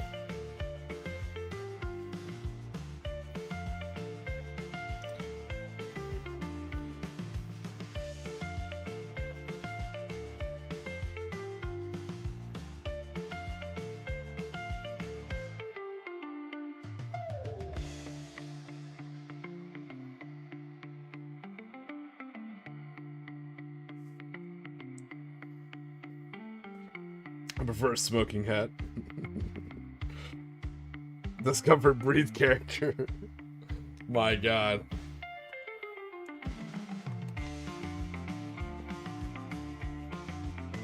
Though I will say, one of the cool parts about wearing a beret is some of you may be old enough to remember there's something called white owls. So, white owls were cheap tobacco cigars, right? And a lot of people use them more nefariously in the civilian life by hollowing them out and filling it with, you know, electric lettuce or jazz cabbage, right?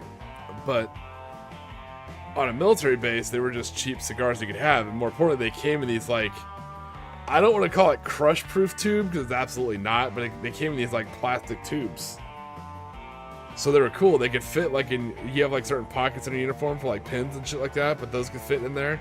They could fit like in like a belt loop or something like that, like a bullet, like a ammo belt. But the best way to put them, we found out, is you could fit them in your beret. So you grab every country, I want to say, different countries wear their berets differently, right? So the way we wear our berets is our emblem or our flash is over our left eye, right? And the actual fold down part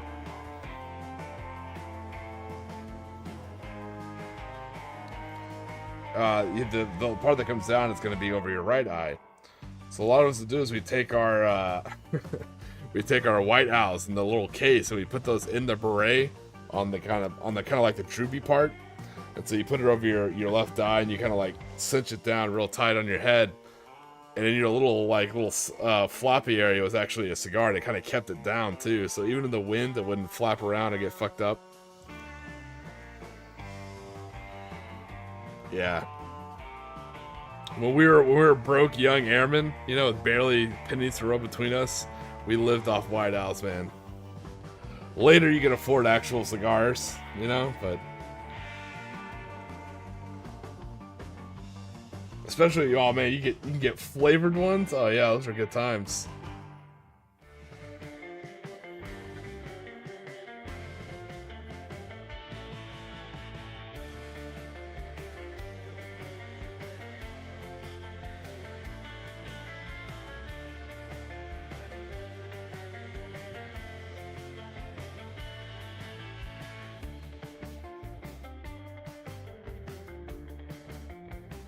Trying not to put my fingers in any of that snow basing I just put on there.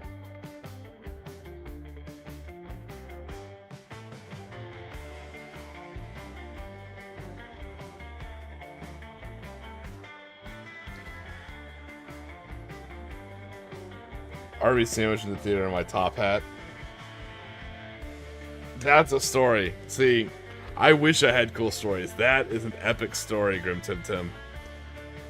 I'm not. It's like kind of one of those things where like you check people in wheelchairs to check their shoes to see if they have like scuff marks. You know, I now feel like I'm gonna run around and check people with top hats just to see if they have an Arby's sandwich in there.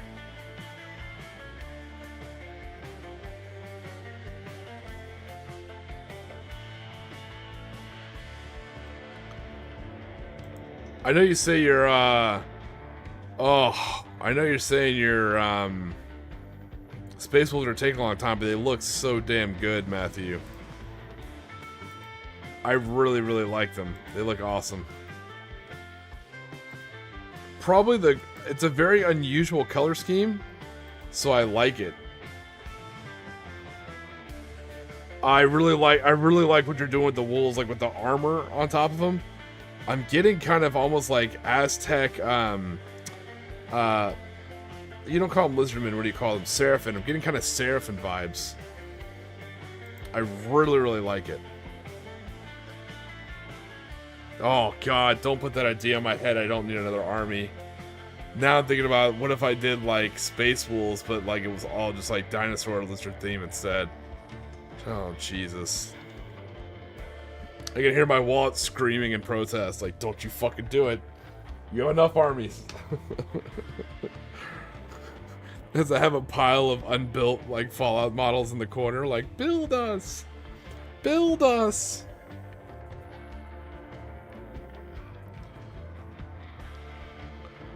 Nathan, do you like dinosaurs? I didn't think you liked dinosaurs. I didn't think they're very, very popular over there. Yeah, they're pretty cool. Like, they have, there's things like fossils, so you can actually, like, kind of keep track of, like, what dinosaur did what, and, like, what period they were around. There's more periods than just Jurassic. I'm not sure if you knew that. Like, there's stuff like Triassic and Cretaceous. It's pretty cool. Definitely recommend you checking it out, Nathan.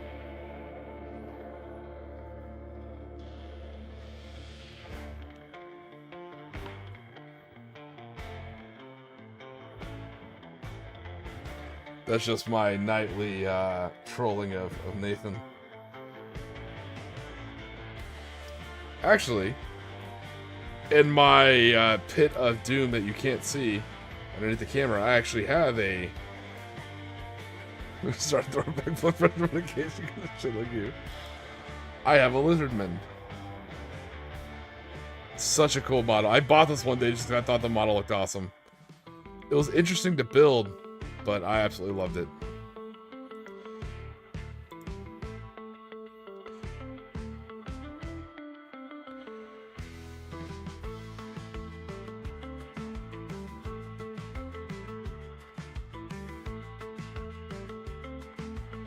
right? You give me some lizard voice. I had a really cool handgunners for my old world army. They were the lizard men from Wargame Atlantic. They were really cool. They had like muskets and shit.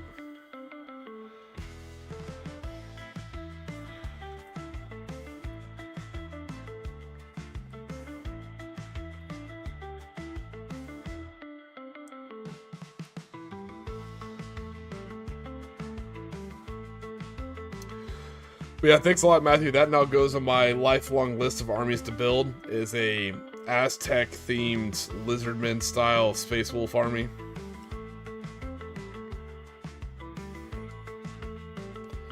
I absolutely did not need that in my life.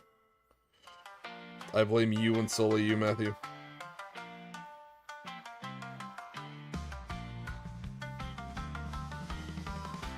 Don't send more photos, that's not helping. I literally just saw the notification pop up. You're like, I'm sorry, then bing, bing. 2 more photos sent. Whose side are you on, Matthew? Clearly not my wallet's. Nah, I'm kidding. I love it, man. Astrolizatarum, that's awesome.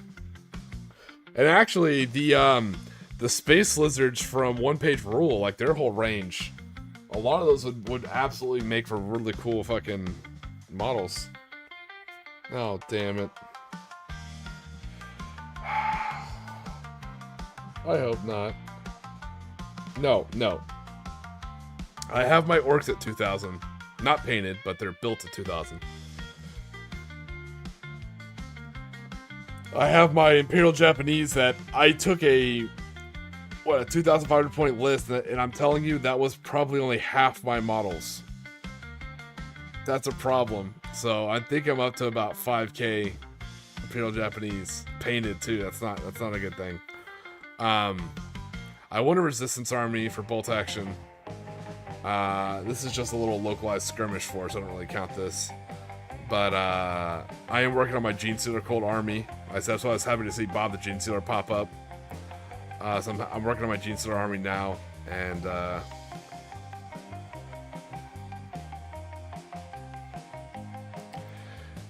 damn, Squig Hunter Shine over here trying to drop bombs. Hey, at least I critiqued something, Squig Hunter Shine, right? I'm not just causing drama for drama's sake. I read a book, I had my own personal opinion, and I defend my personal opinion. I'm happy with that. I don't have big old clickbaity titles like, oh, the book will never recover from this. How could they? Readers were betrayed, you know? No, just... I just think there was more photos than there was substance.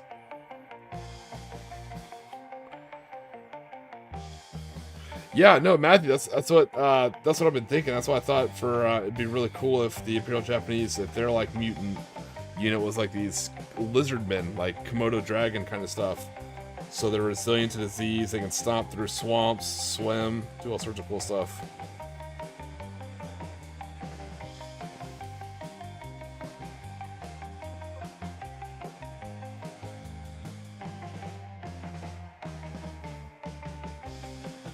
Oh yeah, I like the way the Red Beret kind of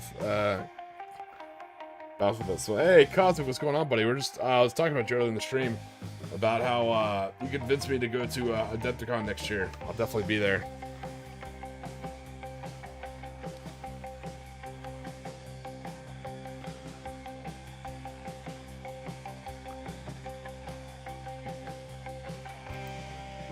Oh, damn, he looks so good. Yeah, take your time, Matthew. Whatever you're doing, it's working well, man. Those models look phenomenal. It's probably a pain in the ass, but take your time, buddy.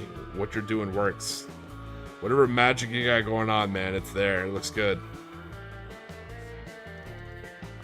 There's snow and I'm drinking. There's snow in March? It's disgusting.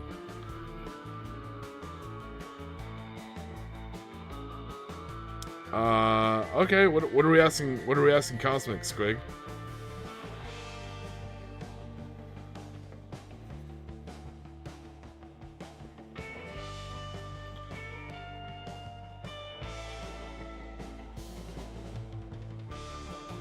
Ew.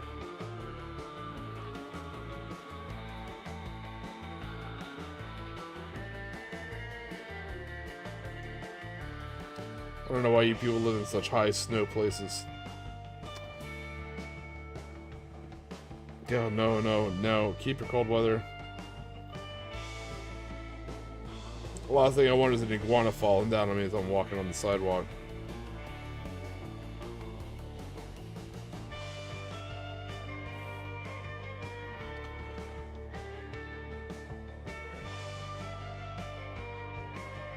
Ah!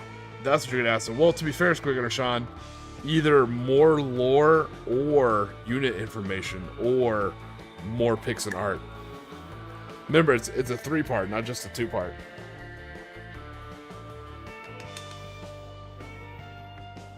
Any combination of the 3 would have been good.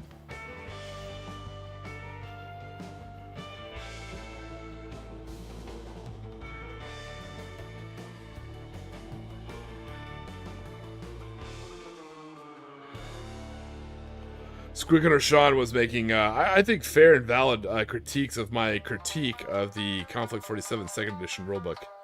So I think that's what he's asking. He brought up very fair and valid points. I get what he was bringing up. It makes sense.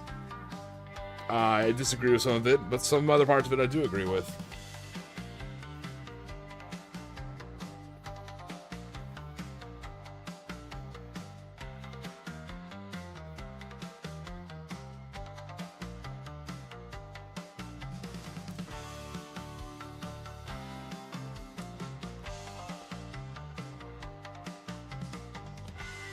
Oven and oven light.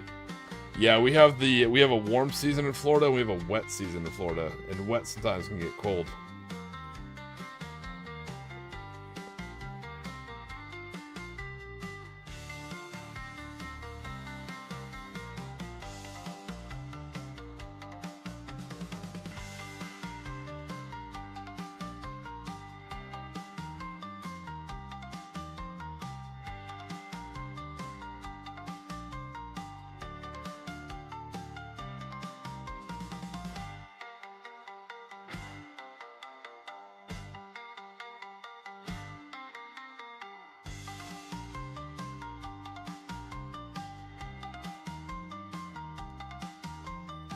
Finish up this beret, and then I think that'll be it.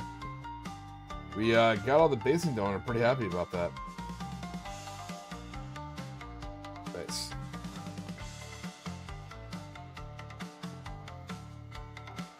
Now, I'm liking the way the basing's looking. These guys definitely look like they're in the snow.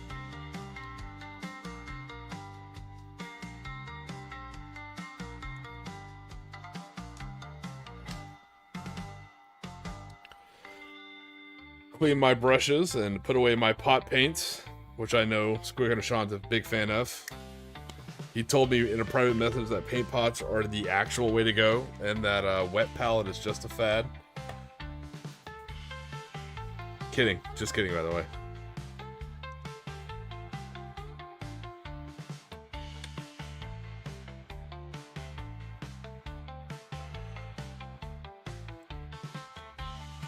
Alright, not bad for the stream. Pretty productive, I'd say, actually.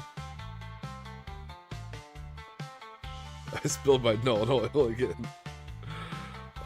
So, it had been years until I spilt something, and I finally spilt one of my paints. And of course, it was a contrast paint, and it was my my snakebite leather. I spilt it on my chair a little bit. Tiki bot, please. I actually do a paint and chat, and I hang out with my brother, which is kind of cool. And I was watching him paint. He used a wet palette. It looks pretty cool. Yeah, I spilt snakebite leather on my chair. I was pretty sad. I was like, oh.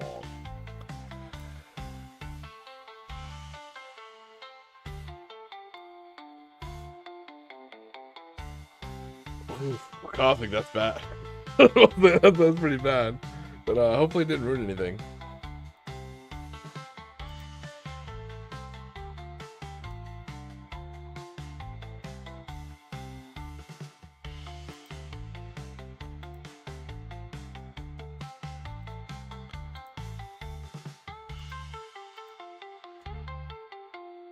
Just paint your chair leather. Yeah. I actually love my chair. Like, I replaced my computer chair. It's like this huge, giant, like, comfortable sofa, like a high back library chair. It's my favorite.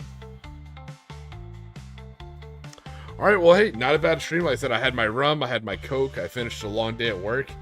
Got to chat with you fine people.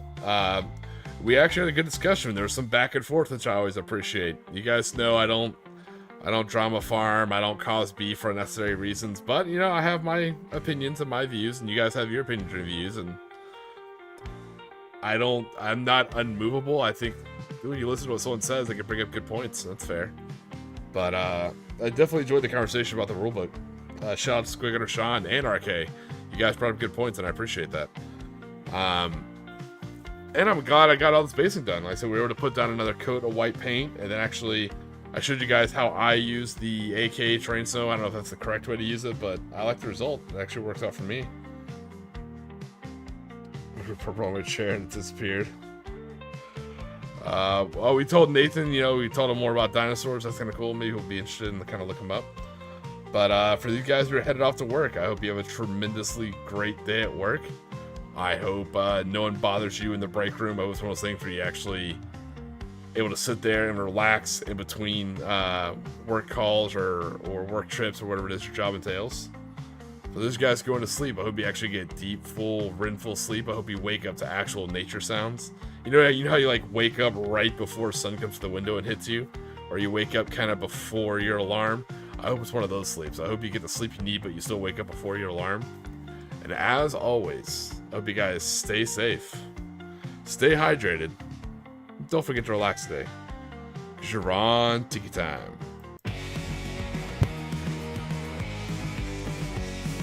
Shipwrecked soldiers on wooden sand, type today, rifles in hand, hula gals with summer smiles, no war drums, just beach for miles. Ghost park by Tiki lights, shadows dance in tropic nights, sand beneath where boots once stood, paradise ain't so misunderstood.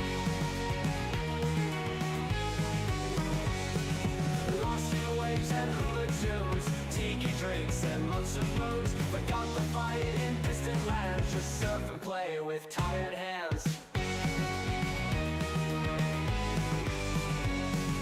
Bunkers built from palm and hope, coconuts and crude soap, imperial dreams fade in sun, warriors turn beach bums.